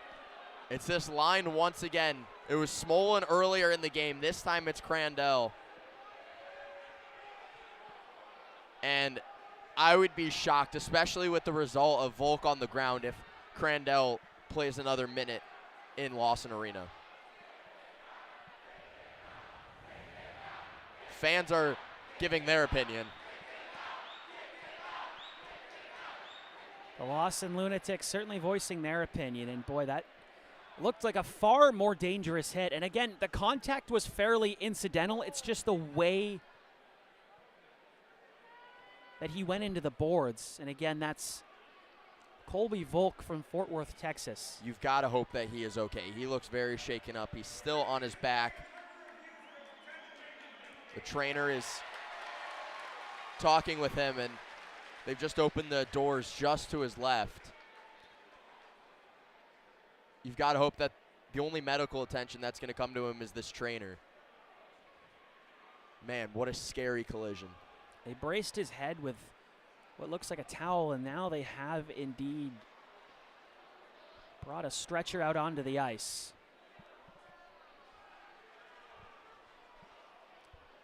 And with that, we'll take a quick break. 1:25 remaining in period number 2. 4-2 Broncos lead over Arizona State. The Psychology of Music. I am your host, Emily Thompson, and each episode I'll be bringing a guest with me where we'll discuss on this zestful radio show the deep connection between music and the human mind. Each episode we will select a song or two about how the different sounds, rhythms, and melodies influence our emotions and behaviors. Whether you're a music lover, musician, or simply just curious about the power of vibration and sound, tune in on Wednesday mornings at 10 a.m. to discuss how your favorite songs psychologically affect you. Hey Brooklyn, have you ever had a burning sports question? No, Casey, because I listen to the Hot Seat, where they answer them all for me. What's the Hot Seat? You'll just have to listen to find out. When can I listen? Wednesdays at 7 p.m. on Blaze Radio. From two former athletes bringing you all the drama. You won't want to miss these hot takes. Everyone's favorite duo is back on the radio. And for the third semester, they're better than ever. So we'll see you in the Hot Seat. Hello, and welcome to the Sports Engine. I'm your host, Ashton Sharon. And on the Sports Engine, we talk all things from F1 and soccer to NFL and college basketball. So make sure to tune in every Friday from 3:30 to 4 p.m. and get all of your sports news, sports knowledge, and hear some raging takes from yours truly, Ashton Sharon. So we're back, minute 25, period number 2. Colby Volk will actually not need the stretcher, so he is up on his feet. Carmelo Crandall receives a 5-minute major and a game misconduct as predicted. But the more important story here is that Volk is skating off under his own power. I'm all for being tough in the sport of hockey. That is scary. You go down needing a stretcher to come out on the ice. I understand that that would probably mean you go to the hospital, but that is too scary of a collision to skate off on your own power. But it's unbelievably amazing that he is okay. So sending our prayers to Volk and the rest of the Volk family. 5-minute power play for Western. They can really bust this thing open because on this 5-minute advantage, they can score as much as they want. Lochlan left point, deflected towards the goal, just wide by Wisdom. Near corner. Right side, Valente. Looks top of the point, Lochlan. Return feed for Valente, right side. Back top of the point, Lochlan. Right side, Valente. They're playing catch. Good job by Smolin to neutralize it.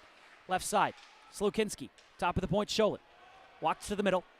Left side, Slukinski. Top of the circle. Cross ice, Valente. One-timer just wide of the goal on the right side.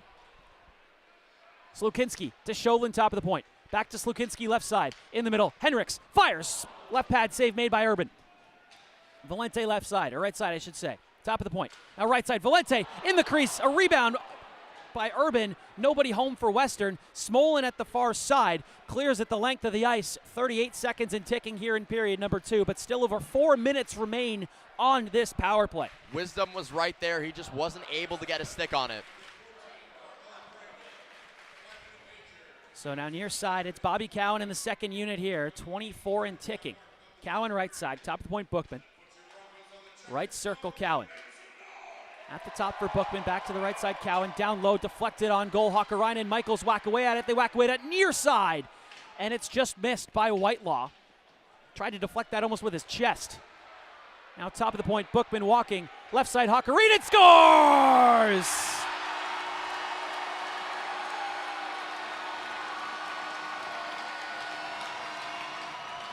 1.8 to go. Count them. That's 2 on the night for Hakkarainen and 5 for Western Michigan. They lead by 3. That is a backbreaker if you are Arizona State. 2 seconds away from getting into the intermission, down 2. And they're still going to have the full 33 minutes and 36 seconds left on the power play for Western Michigan to kill off due to it being a 5-minute major. So Michaels and Morrell in the dot. The puck will pretty much drop and the horn will go. Morrell wins the faceoff, pretty much padding his stats there. What a period.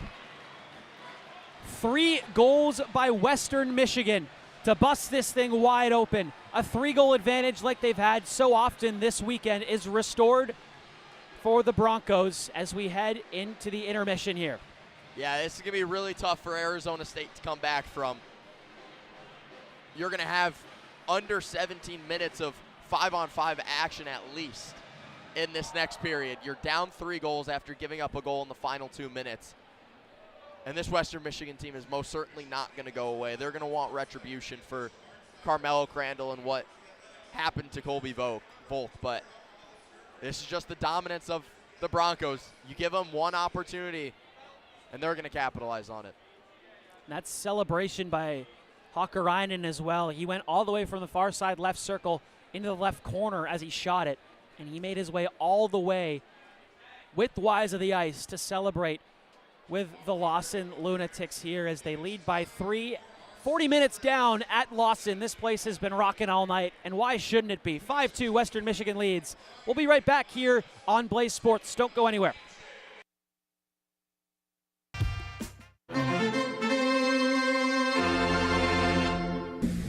If you like National League Baseball, then tune into the Senior Circuit, Sundays, 7 to 8 p.m. Arizona time on Blaze Radio.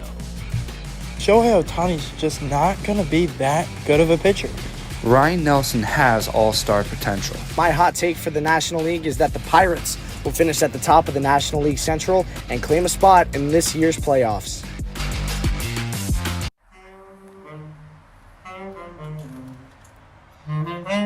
Do you think you know it all? That you're different from the rest? Do you think your matcha hours have raised your performance levels to the best? Then come join me, Caleb, and me, Kaylee, and listen to our show, Niche for Niche. The show where we take the pop culture trend of every week, make a playlist surrounding its aura, and play it out loud for you every Friday at 1 p.m. on Blaze Radio.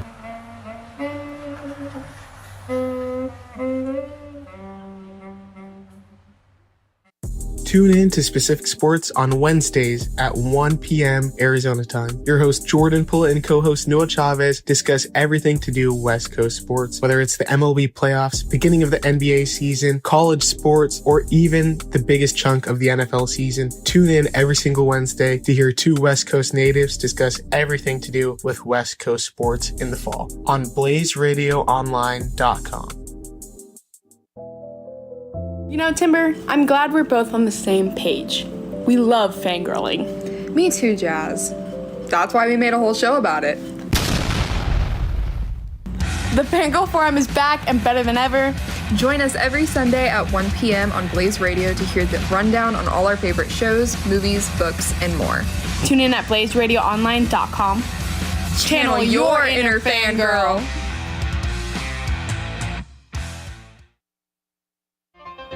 For centuries, us Homo sapiens have been trying to answer the age-old question, what to do on Sunday mornings, and what would be the best companion to NFL football in the fall.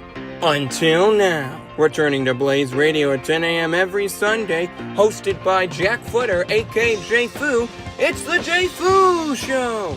An hour of action-packed music that'll make you say, Sundays have never been so exciting. So tune into the J Foo Show Sunday morning from 10 a.m. to 11 a.m. on Blaze Radio, BlazeRadioOnline.com. It's a calm, rainy day. You're stuck inside the house with nothing to do. Except tune in to Blaze Radio, where you can listen to songs like this, as well as this. And of course, we couldn't forget. So turn up the volume and tune into Hot FM with your host, Pedro, on BlazeRadioOnline.com, Mondays at noon. Or you could just relax, I guess. Do you play fantasy football? Well, then you need to be tuning into the Fantasy Football Forecast hosted by myself, Jacob Brooks, and my good friend Isaac Robertson here on Blaze Radio. Every Wednesday from 9 p.m. to 10 p.m. Arizona time, Jacob and I will break down our biggest fantasy takeaways, trade targets, must-starts, and so much more. So if you're like me and you'd rather win your league than lose it, you know whose insight to tune into on Wednesday nights from 9 to 10 p.m. on Blaze Radio. Welcome to 12 Stories Up, hosted by Luke Lendler, Joaquin Rodriguez, and Dominic Pasella, where we discuss the 12 hottest stories in the world of sports. Only one guy in the league has a chance to be the GOAT, Wimby. Wimby is on GOAT trajectory. There's nobody else close. Nobody throws a better ball than Joe Burrow in the league. He really throws the best ball in the league. Even if you don't get him top 5, he's still got to be top 7. Dom, you were on JV and could go in that offense and throw for the same amount of yards. So come 12 Stories Up with us every Friday from 11 a.m. to noon on Blaze Radio. A whole lot more than a little bit, and a little bit more than a Hi, I'm Liv. And I'm Maddie, and you're listening to Out of Tune on Blaze Radio. Join us on Wednesday at 3 until 3:30 to hear us talk about music and other random topics that entertain us. We also report on live music events and interview up-and-coming artists who perform locally. We would love to see you tune in. Tune in on Wednesdays. Tune in. Hey, yo, turn my headphones up a little bit.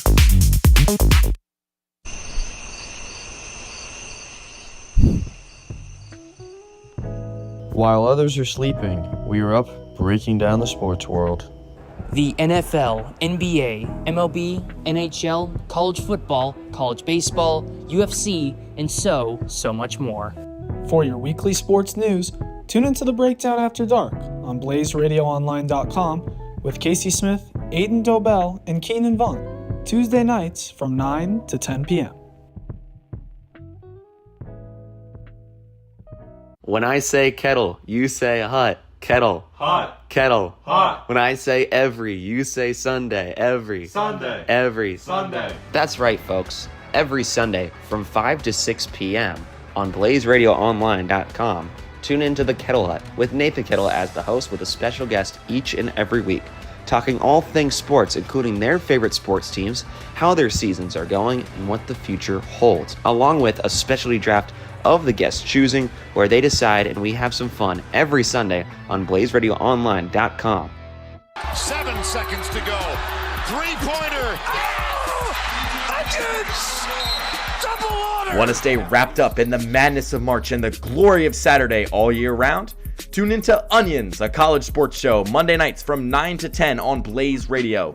Hosted by Luke Lundler and Christian Jarmark, Onions will look at the world of college sports with the players, the moments, and the storylines that you won't want to miss.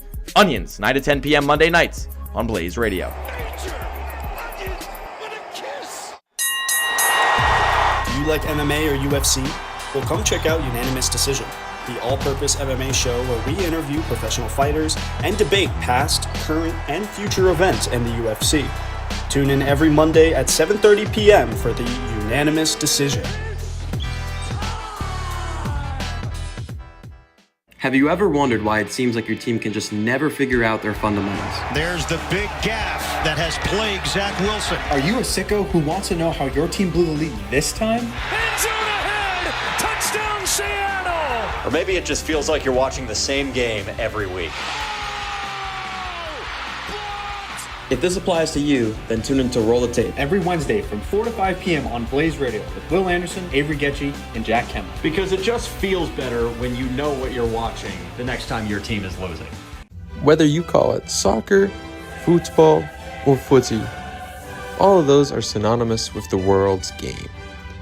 Across the pond, with Andrew Evans and Seth Golevsky, has you covered with all the footy action throughout Europe and throughout the world. From the Premier League to the Champions League, and with the 2026 World Cup coming up, we'll have it all for you guys throughout the year. Be sure to tune in every Monday from 4:30 to 5 Arizona time on BlazeRadioOnline.com.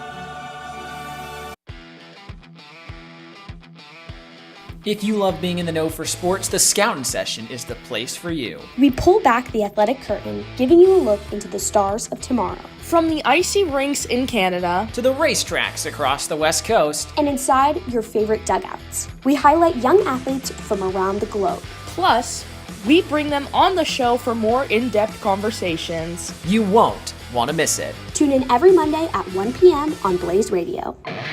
Do you know what the National Association of Black Journalists is? No, I don't think so. Well, do you know we have a podcast? I think I might have heard of it. Well, my name is Seymour Clark. And I'm Takel Woods. And we are your hosts of the Black Print Podcast, where we talk about college, community, and culture. You can find us weekly on Spotify or live every Friday at 3 on BlazeRadioOnline.com. Make sure to tune in. Bye. Bye. We just took our first lead of the game after being down by 7 runs. Close out the game, Wilkinshaw. Close out the game.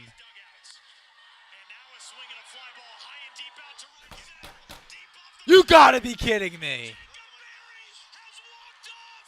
Wilkinshaw, I hope you never get called up. I'm going to listen to Up on Deck so I can know what the heck is going on with this Aviators bullpen. I guess I advise everyone to listen to Up on Deck every Sunday from 6 to 7 p.m. on Blaze Radio.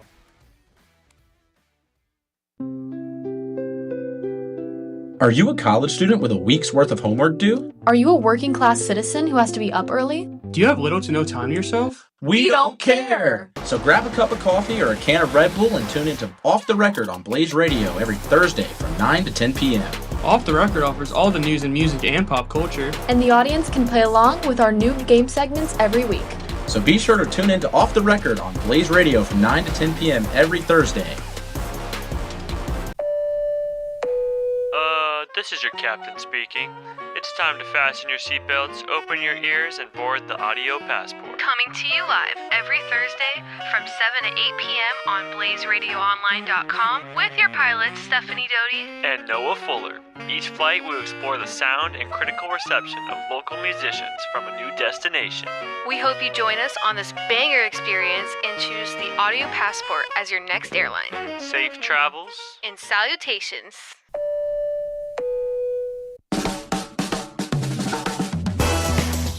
Hi everyone, I'm Bella. And I'm Landon, and this is Album Splain. Catch us on BlazeRadioOnline.com every Wednesday at 12:30 p.m. or on your favorite podcast streaming service. Every week, tune in to hear us talking about and dissecting a different album, from artists like Pink Campers, Fleetwood Mac, and more. As we try not to get off track by talking about random things like Jinx Monsoon and Lane and Drew. Or Bella's thumb issues. Thanks for listening, everyone. Ta-ta! Clark, step back three. You bet! Hall lets it fly. Hey, it's Lauren. And I'm Kinla. We're two sports journalism majors who basically grew up on the field, the court, and in the stands. Welcome to The Athlete Era, your weekly dose of women's sports and what it's really like to live life as 20-year-old girls in the sporting world. From buzzer beaters and rivalries to our own behind-the-scenes stories, we bring you takes you won't hear anywhere else. Catch Athlete Era every Tuesday from 1:30 to 2:30 right here on Blaze Radio. Tune in, call in, and join the era. 40 minutes down, 20 minutes to go. Third period in about 3 minutes' time here at Lawson Arena in Kalamazoo, Michigan. He's Colgin Hirschel. I'm Lochlan McTeague. 5-2 Western Michigan. Goals from Wisdom, Slukinski, and Hakarinen to really break this thing open through 40 minutes. Yeah, and it was just the onslaught at the end. I mean, Arizona State took a lot of penalties with the Carmelo Crandall major, but the power play tonight for Western Michigan has really, really been clicking. They've gotten 7 opportunities. They're on their 7th. They've scored twice. They scored twice last night, but Arizona State just has not been able to find their footing in this hockey game. There's been portions like yesterday, especially in that second period, where they seemed pretty solid, but it just hasn't come all together for ASU, and the dominance of Western Michigan has really pulled through. Yesterday, the second period was the best period for Arizona State, and this is, you could say maybe one of the best periods for Western Michigan, but they were dominant in the third yesterday, and they had probably one of the best stretches of 10 minutes of hockey I think I've ever seen to open up a series. So it's really hard to determine for Western Michigan if that was their best hockey they played all weekend. Yeah, and last night we talked about it in the hotel room after the game, that last 3 minutes to a minute was unbelievable, how they just continued to have the puck in the offensive zone the entire time. I have a hard time remembering when a team was able to control the puck in the offensive zone up so much when the other team is trying to pull their goalie. It was really a treat to see, and this weekend in general has just been really unbelievable to see these teams go to battle, especially Western Michigan, a team that we don't get to see a whole lot out at Arizona State, just how good they actually are. And from a pure hockey fandom point of view, you can just appreciate the skill of this team and how well coached they are and everything that goes into making Western Michigan what it is. And on the other side for Arizona State, as Western Michigan enters the ice here for period number 3, you're almost playing for kind of pride at this point and just trying to take something away from both of these games. And I think the thing you take away from it is what you were talking about in the intermission. This is going to be their first home sweep in quite some time for the Broncos.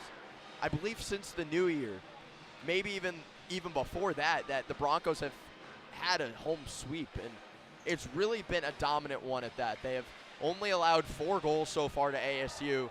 A couple of them were definitely not Hampton Slukinski's fault. And another takeaway is probably from the LA Kings is you've got yourself a goalie for quite some time, as he's the 4th round draft pick to the team out in Los Angeles, which is looking like one of the steals of the 2023 draft. And Slukinski won USA Hockey and USHL Goaltender of the Year before he arrived at Western Michigan. And that all means a lot, right? But unless you perform on the college stage, then those awards in juniors are kind of for naught. But Slukinski led them to an Addy, and he's doing just as much this season for them as well, starting every single game in the net. Puck is ready to be dropped here in the final 20 at Lawson Arena. ASU going from left to right, Western Michigan from right to left. And again, 3 minutes and 30 seconds remain on that 5-minute major to Carmelo Crandall that he took for the hit from behind on Colby Volk. So slingshotted back over to Slukinski. Near side Hendricks back for Slukinski. And Sam Cord, backhands this one the length of the ice. And it's always interesting, Colgin, to see how power plays operate with fresh ice. And statistics tell you that they're not as successful. And with 3 minutes. And Slukinski and company go offside. He kind of double clutched on that pass. So 30 seconds have passed here in period number 3. Again, 5-2 the lead for Western Michigan. Yeah, and head coach Greg Bowers made an immediate switch from his 4. Sam Court cleared the puck, and then all 4 guys left the ice for the Sun Devils. That's the second time we've seen that in this game. It's the very defensive lineup as this second power play unit comes on with Michaels, Bookman, and company, and William Whitelaw out there as well. Been ever dangerous. And that defensive unit of Tucker Ness, Logan Morrell, Richard Barron, and Joel Shellberg. 3 defensemen. Gotta love it. So Ness to take the draw against Michaels. Scrambled one back now by Western. Bookman at center ice. Sauces it back to Michaels. Here's Whitelaw, the center, now passes to his left for Hakarinen. Scored the most recent goal. Now back to the top of the point, Bookman. All right side, it's Bobby Cowan. Cowan down low, tipped just wide by Hakarinen. Back up top, sticked away by a Sun Devil and cleared by Richard Barron. Slukinski sticks this down and just sets it in front of his crease for Bookman to take with speed. It's interesting to see how they play this power play with so much time and a big lead. Just getting things going on the near side half wall. Ty Nash in there to try and disrupt things. Bookman top of the point. Walking on his forehand now. Right side Cowan back to the top of the point. Bookman. Left side Whitelaw. One-timer scores!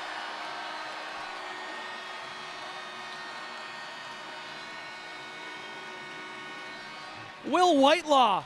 That's 9 power play goals. Get that monkey off your back. He's on the score sheet in the series. A one-timer from the left circle makes it 6-2 Broncos. Another power play goal for Western Michigan. It's their 3rd of the game, their 5th of the weekend. And head coach Greg Powers is going to make a switch up. So in comes senior goaltender Connor Hasley. Out goes freshman goaltender Sam Urban. 6 goals on 31 shots.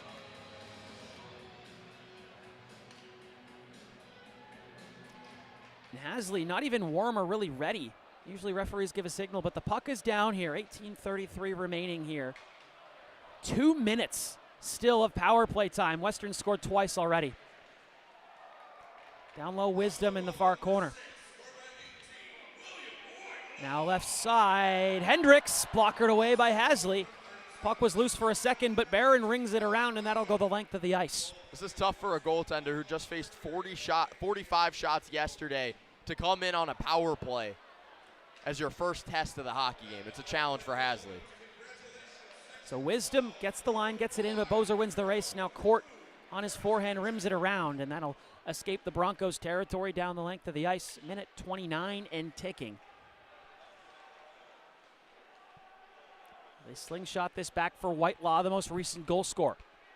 In the middle for Michaels, backhanded to the flank, intercepted by the body of Kyle Smolin, and he chips this down into Bronco ice. For Arizona State, these final 17 and a half minutes just have to be almost playing for pride. You need to get a couple more on the score sheet just to make it look close. So here's Shimmick near side across the blue line. He goes 1-on-3, tries to get it free. Shimmick by Bookman. Can't get it towards the goal. Bookman up ice, headmans it too far for Hakkarainen. Now in the middle, here's Shimmick, breakaway. On his stick, Bennett Shimmick fires, glove save made by Slukinski. Boy, the beat goes on for Bennett Shimmick. Can't buy one these days. Now cut to the middle, Whitelaw. Now far side circle for Hakkarainen, and he fans on that one-timer. Western almost had an emphatic answer to the Bennett Shimmick breakaway. Top of the point, Callbeck. Floats it down low, nobody home. Now here goes Morrell. One-on-one with Callbeck. He goes wide and will rip this in on Slukinski from just outside the blue line, who gloves it down for Bobby Cowan, who holds it behind his net. 15 seconds remaining on the power play. Bennett Shimmick and Cruz Lucius could not purchase a goal at a free auction. Now here's Sharp. Left circle, scores.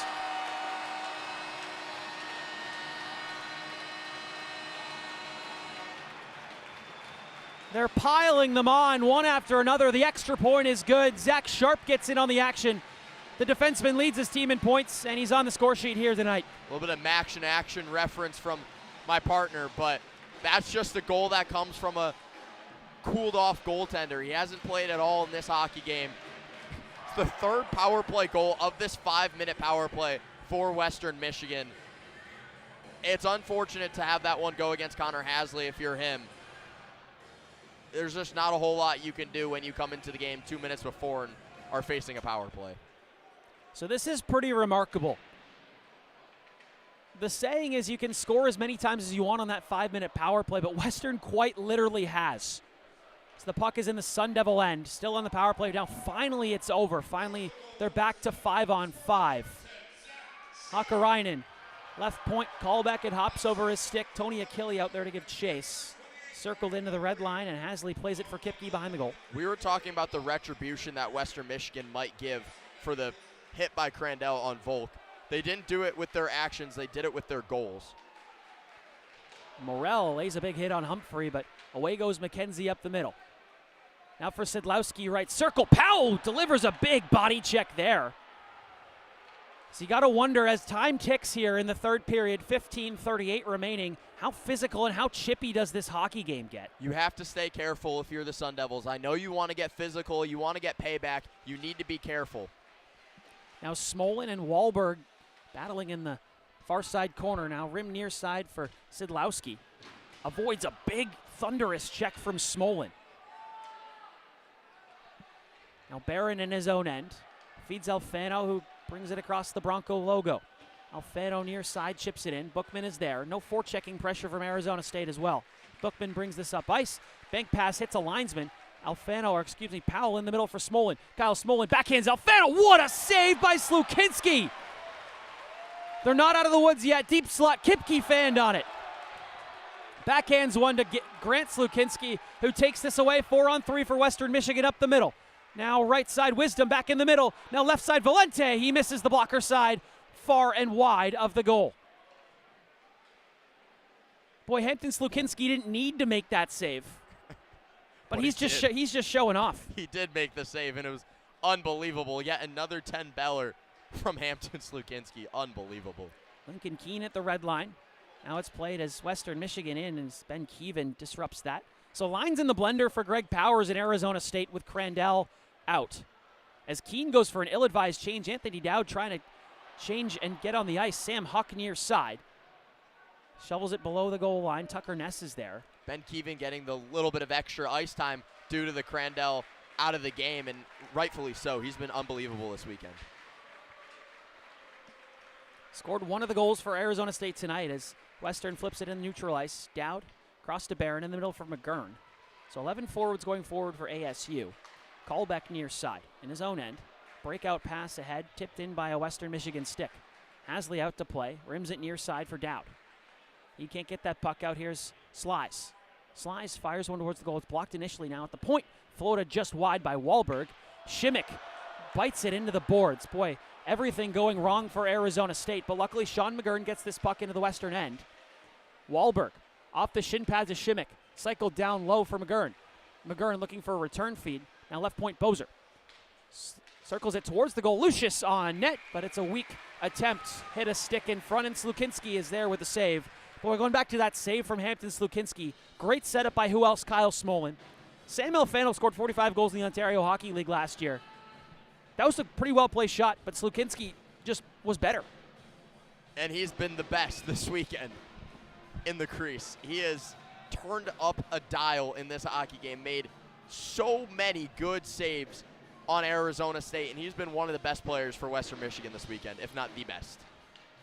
Puck down initially. Morell's going to get tossed from this dot, I should say, as it looks like he jumped the face-off a little bit. That's just kind of a synopsis of this weekend. Even when Arizona State does everything right, it's a clean face-off win. The centerman gets thrown out of the dot. 13-12 remaining in period number 3. 7-2 for Western Michigan. Sholin near side, hounded by Morell. He moves out of the way of a big hit, of what would have been a big hit, I should say. Now, Henricks straight away across the blue line. Right side, Michaels shovels it in front, nobody home. Deflected away by a Sun Devil stick as well. In the corner for Henricks, he's hounded by Bozer. Gets it away to Shellberg, his partner. Below the goal line, Shellberg shovels it to his backhand. Michaels intercepts. Now right point Bookman walks to the line, tries to get it out in front to Henricks. Henricks near corner, circles it in front. Michaels trying to get it in the deep slot. Now Whitelaw, Scholet from the left circle, one-timer blocked away by Noah Powell. Now a one-timer attempt once again by Sidlowski was fanned upon. Western Michigan continuing their just offensive onslaught here.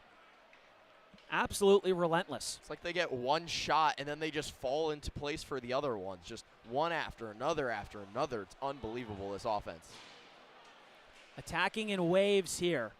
Colby Volk back on the ice for Western Michigan. And he's already taken 2 big hits from Tony Achille and Tucker Ness, but 2-on-1 the other way. Here's Hakkarainen, left side. Hakkarainen down to the ice. He goes, and Ty Nash sends him spilling. Hakkarainen down on his back. Whistle goes.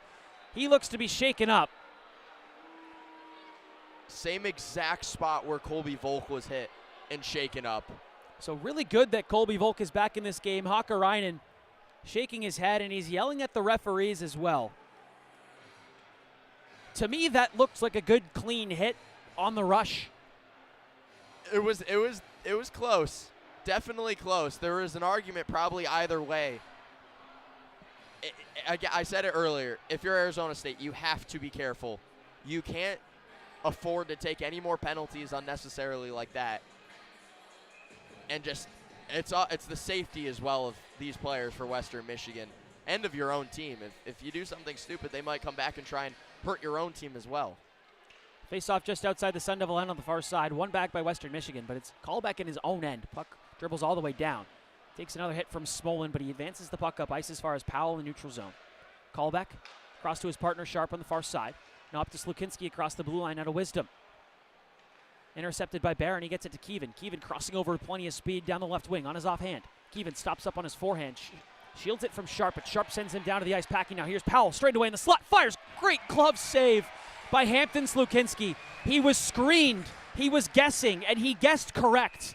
Another terrific save. He covers. 11:28 remaining in period number 3, and we got some extracurriculars out front.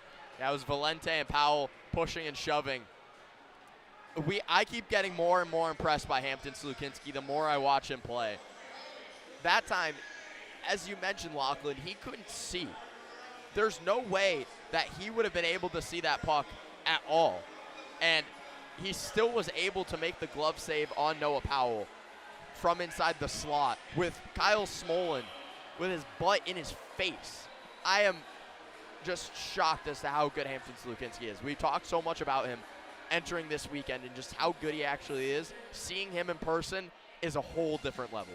Colgin, we said this the other day. You got to be good to be lucky and lucky to be good, and that reigns true on that save. Slukinski just stuck out his left leg in his glove hand, and the puck from Powell just spawned in his glove. He was screened. He's just guessing percentages, and if you're Noah Powell, that's where you put the shot. Goaltender screened. He doesn't have his glove hand able to move. You have to label it glove side, and Slukinski was just able to still make the save. Unbelievable. Slukinski is good. He is lucky. And he's also good. After seeing this performance this weekend, I would argue he is the best goaltender in the entirety of the NCAA. Certainly putting on a terrific performance. Jan Spunar of North Dakota would probably give him a good run for his money as well, a freshman phenom that Arizona State has seen 4 times. I saw him in Grand Forks as well. We've seen him twice this year. And he just doesn't have the dominance that Hampton Slukinski has. Slukinski has given up a couple ones, sure. He would want the Crandell goal back from earlier in the hockey game. But apart from that, he's really just so dominant, and he's able to get to every single puck that comes his way, regardless of where it's coming from or what's in front of him. Some ice getting patched up here in the neutral zone. Some water, some shoveling of snow, trying to get get a rut cleared up on the ice. But the thing that struck me in warm-ups both nights, Colgin, for Slukinski, was the shots that were beating him were absolute lasers from the slot, straight away from his own teammates.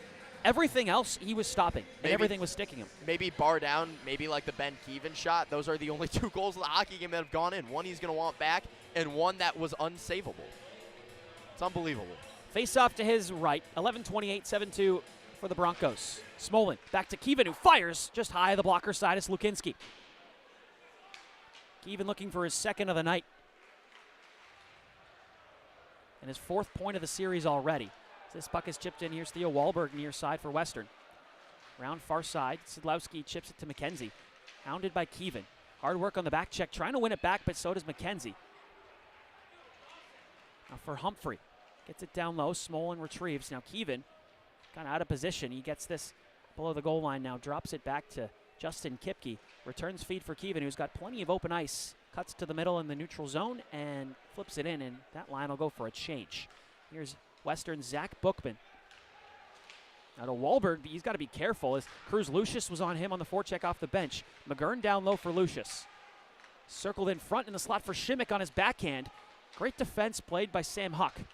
Now left point to right, here's Dowd. Dowd walks, fires. Slukinski makes the save, rebound in the slot. Nobody home, and Sam Huck clears with his feet for Western Michigan. Trying to turn it up ice, but couldn't get much going in the offensive zone. Now here in neutral ice on the near side is Sam Huck. Now in the middle, and Cowan. Left circle shot on his offhand is gloved down by Connor Hasley. 10-14 remains in this hockey game. My math is serving me correct. I believe that's the 3rd shot that Hasley has faced since coming in. One of them has beat him. The other 2 were bobbled and then collected, and you can't fault him for that, but it's just been unfortunate for Arizona State. Just everything just seems to not be going their way here tonight. Now left point Sharp off the face-off to the right of Hasley, and this point shot from Sharp deflects off the stick of Noah Powell, out of play.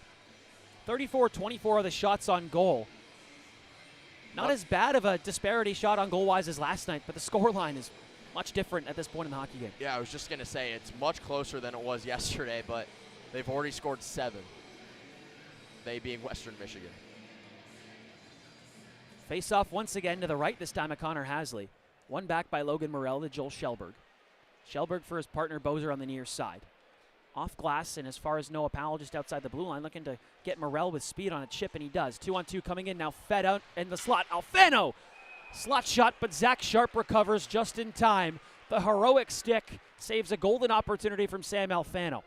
Even when Hampton Slukinski is one-on-one with a forward, his defensive players help him out as well. Just from the front to the back, full 200 feet of this ice rink, it's all Western Michigan. Just so I can't preach it enough how unbelievably good this team looks here this weekend. Face off to the right is Slukinski. Morrell and Michaels to do battle in the dot. They were going at it all night last night, and Michaels once again gets the better of Morrell. Now 2-on-1 potentially breaking here. Left side, Whitelaw. Now in the middle of the streaking Henricks, and he shoveled that just wide of the near post. Player down for Arizona State behind the play. That's Brazen Bozer. He gets up. He was tied up with a player. His partner Joel Schellberg on defense shovels it into the near corner. Zach Bookman gives chase for Callbeck, and Callbeck shovels it out for Henricks. Henricks has nothing, gets the line, and gets it all the way into the Sun Devil zone. Tucker Ness retrieves for ASU. Anthony Dowd near side, back to Tucker Ness. Now Dowd shovels a backhander in after a couple nifty stick handles at the blue line, and Slukinski gobbles that puck up. 9-10 remains. Every time Western Michigan has been touching the puck in the last 5 or 6 minutes, the Sun Devils have pretty much put body on body. Showed with some little contact after the play is over, just trying to get in their heads just a little bit. How well it's worked, who knows? 7-2, that's how well. It's the effort that matters. Face off to the left of Slukinski, won effectively by his brother Grant, past Tucker Ness. Now Volk shovels this in the middle as far as Kipke and neutral ice. Now Dowd up to Nash near side. Off his stick it in. Below the goal line is Wahlberg. Now Volk in the middle for Achille. Too far for him. That was a feed from Ty Nash as well. Achille rims it around for Nash on the near side in his own zone. He circles back. Passive forecheck from Western. Look out. Nash has to be careful with that as Grant Slukinski was on the doorstep. Rim to Dowd. He'll just hold this behind the ASU net. That line goal for a change. Top line comes out here. Controlled breakout will get going as Lincoln Keene comes onto the ice as well. Ben Keevan near side. Gets by Sam Huck just barely. Gets the red line, gets it in. Bounces to Lucius almost off the stick of Callbeck. But Hakarinen away and crossing over far side. Right circle. Now left side. Callbeck went off his skate and outside the zone. Here's Zach Sharp in his own end. Sidlowski back to Sharp, has plenty of time across his own blue line. Sauces one up, banks it to Hakarinen far side off the stick and into Sam Court. Holds possession for a moment here as that was Humphrey first in on the forecheck for the Broncos. Now puck pops in the middle. McKenzie. Stick handles by Lucius. Now out front, Humphrey had a chance back door off a great feed from looked like Jamison Slies. So even the fourth line getting it done a little bit offensively here. It's all coming undone for Arizona State. Schellberg tries to shovel it in for Lucius. Keevan was there as well. Slies off the glass and out past Sean McGurn. Bozer retrieves in neutral ice. He'll snap a pass to Schellberg. Across the blue line near side and gets it in below the goal line. Slukinski thought about playing it, but Volk plays it below the goal line, now far side. It's with William Whitelaw momentarily before it's stripped off his stick. Lucius has it now for the Sun Devils. Now Lucius in the middle. McGurn has a wide open lane, but couldn't get that puck as it was behind him. Volk up ice for Michaels. Michaels right side 2-on-1 with Whitelaw. Michaels shot 5-hole, but it's saved by Connor Hasley. Now Michaels in the middle looking for Henricks. It's intercepted by McGurn. He goes wide and chips this at the red line and gets it in. Volk tried to get stick checked by McGurn. McGurn trying to win the puck, but he cannot. Now Henricks, Dowd pitching down. He gets that to neutral ice. Barron retrieves for ASU. Shimmick at the blue line. Shovels it right side. McGurn has space. McGurn, Shimmick in the slot. Fire save made. Rebound. Sean McGurn is robbed by the glove of Hampton Slukinski on the near post. It's still in the ASU end.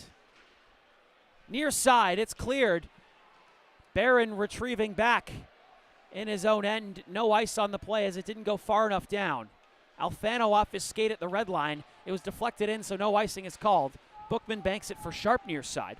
Morrell in on the forecheck. Gives Sharp a good body check there as this puck is in on Hasley below the goal line, who just rims it around on the glass near side. For Noah Powell. Now up for Tony Achille. Has some space.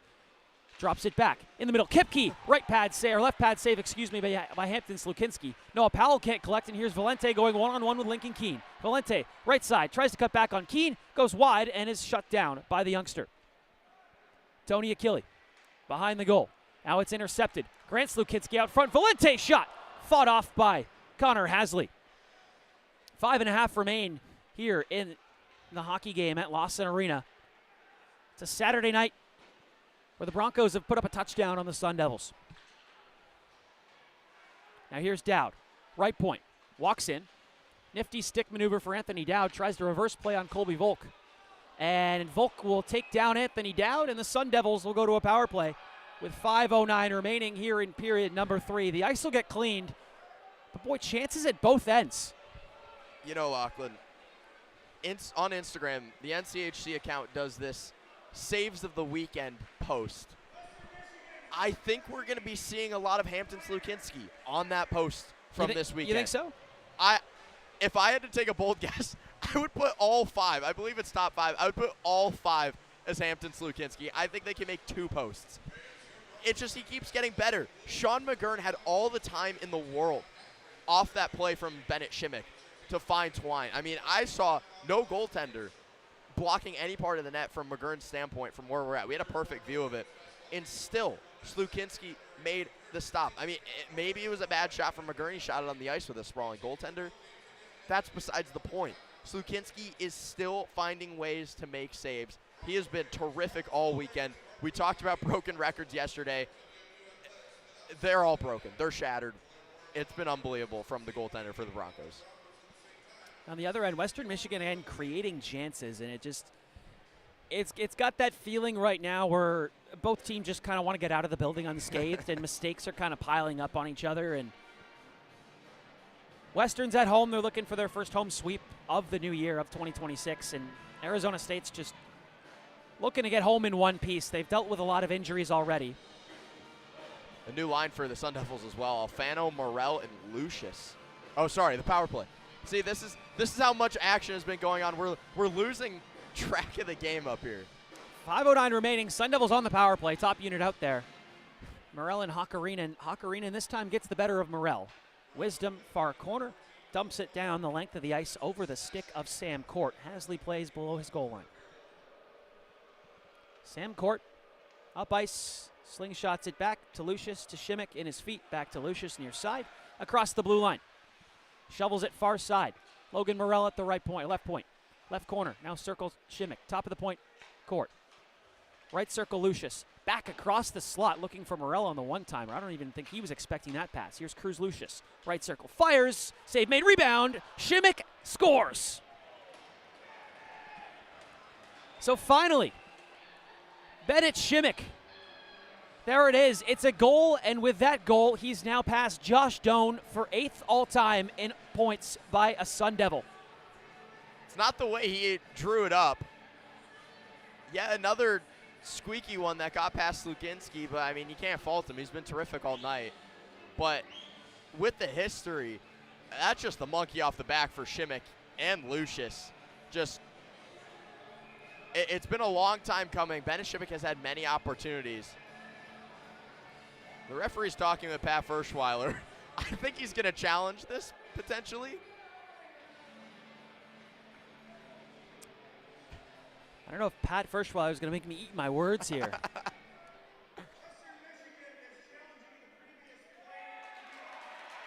So the offside. And this is a tough look from our angle because this was the near side blue line. Yeah. It's not often that an offside challenge is incorrect. So if a video coach gets a tip that it's offside, it more often than not is in that case. Either that or the inclusivity of it. You can't tell if it is or isn't, whether it being a skate or whatnot, but you are right. Most of the times it is correct. Whereas goaltender interference is a bit of a gray area. Yeah. Offsides, specifically at most levels of hockey, it's night and day.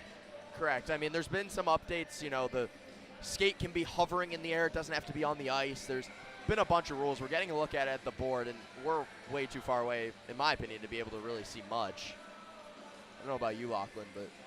So it looks like Cruz Lucius traverses across the line on his backhand on the near side, and he had a guy to his right flank, and I think they're looking at if the guy on his right flank gets in before Lucius and the puck, I guess, cross the line. By that look, it looks okay, but again, we're, call it 180 feet away from the video board. Yeah, and yet again, another potential slap in the face by Western Michigan. last night they, I believe, challenged a goal from Arizona State. Wisdom stick. Sixth goal. And then they put their power play out there and scored, which was the challenge, and got that correct. This time they're up 5 and are yet again challenging, this time an ASU goal. So not only could it take away a goal for Arizona State, it takes away the record for Shimmick as well. Pat Hirschel could be +2. Wow. Offside's the call. Pat Hirschweiler makes me eat my words. Bennett Shimmick is still tied with Josh Doan for 8th all-time, or 9th all-time for points as a Sun Devil. 4:45 remain in period number 3. It's 7-2 for Western Michigan, not 3. It just is going from bad to worse for Arizona State, unfortunately for them. It just, another bad break that limits their opportunities, but just the dominance. I mean, it goes from everyone, from the players even to the coaching staff to the video room, is what makes this Broncos team so good. They're +2 on challenges this weekend, which from our standpoint, Arizona State hasn't had as much success this season with the coaches' challenges.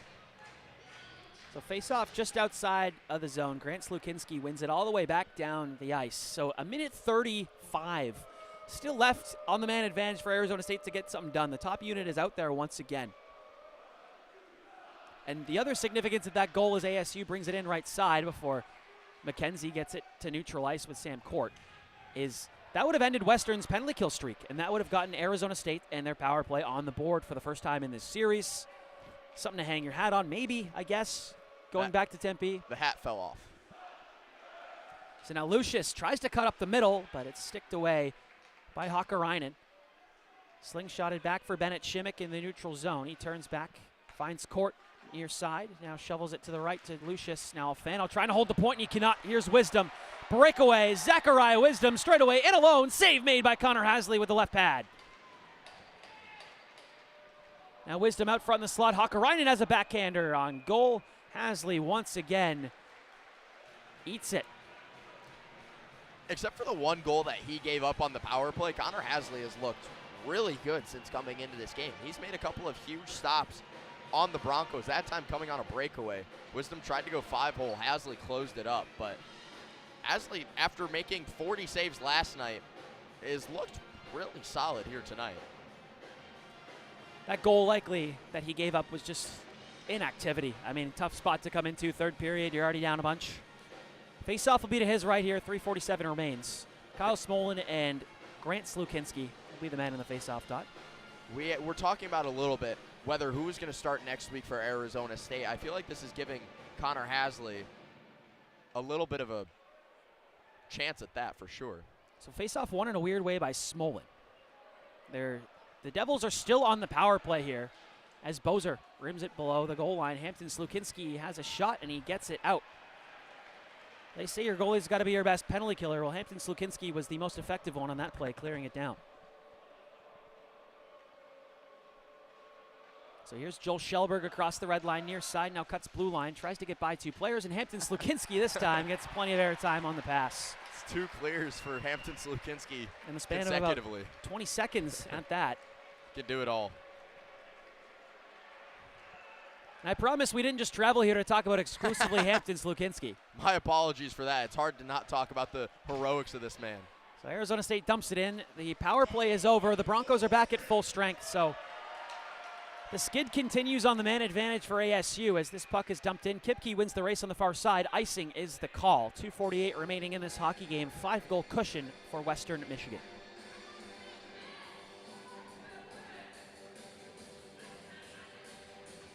This is the time now where we kind of just take in the atmosphere of this place. I won't be back here, certainly.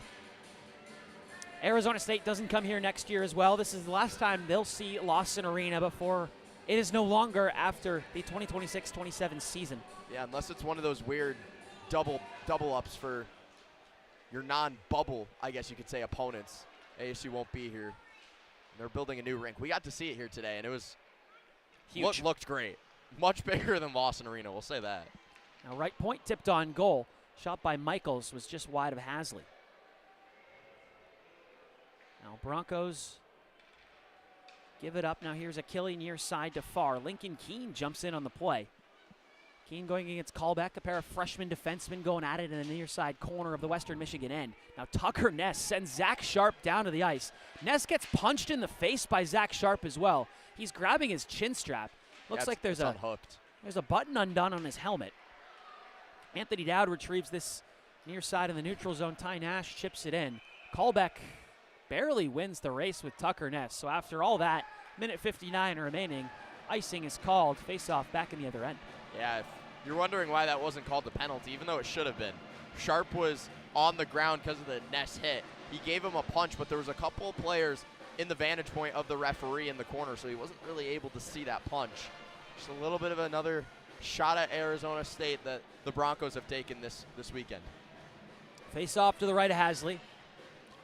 Ness and McKenzie. McKenzie wins it back. Left point Humphrey, the winger helping him out. Hounded there by Ty Nash. Now Sidlowski. Near side to Humphrey. Rims it around right point. Colby Volk. Down low below the goal line.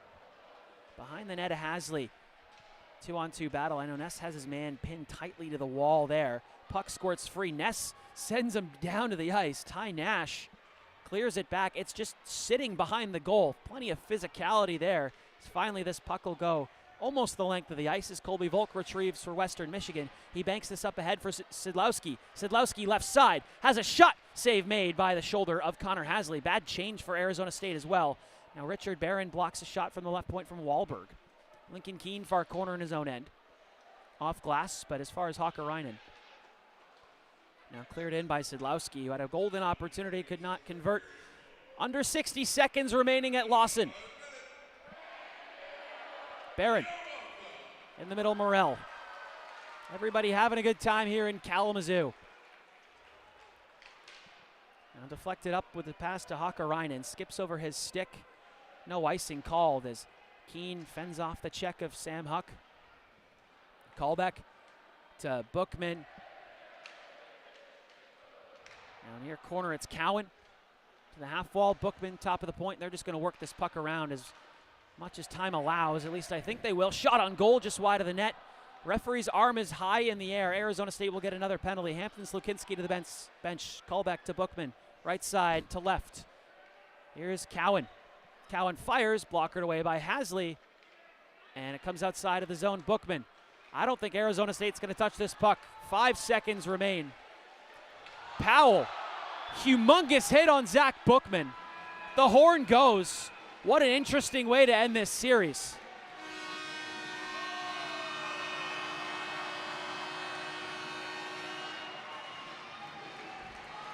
Noah Powell, bit of a microcosm of this weekend for Arizona State. Tempers flare at the end. He gave a punch to Ryan Humphrey. But that's not the story. 7-2 for the Broncos. As dominant of a weekend as you're going to see in college hockey, especially in a conference like the NCHC that's been so tightly contested this season.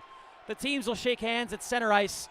What a performance by Western Michigan. Yeah, some call it the SEC of hockey, and Western Michigan would be at the top of that conference for sure. So with that, home ice is clinched here for the Lawson Lunatics, as Western Michigan will play home ice in at least the first round. So they call a couple penalties at the end of play, but it really doesn't matter. It'll just essentially just go on the stat sheet. Yeah, and this has just been a dominant series, as you mentioned, Lochlan, for the Broncos, but it's been a terrific weekend. Despite the overwhelming display from Western Michigan, it really wasn't the most competitive series that I've ever seen, but it has been one of the most fun that I've been able to be a part of. The atmosphere out here in Kalamazoo is absolutely terrific. For anyone listening who might have the opportunity to come to Kalamazoo, would highly recommend before Lawson Arena closes. It is one of the best venues that I have ever been a part of.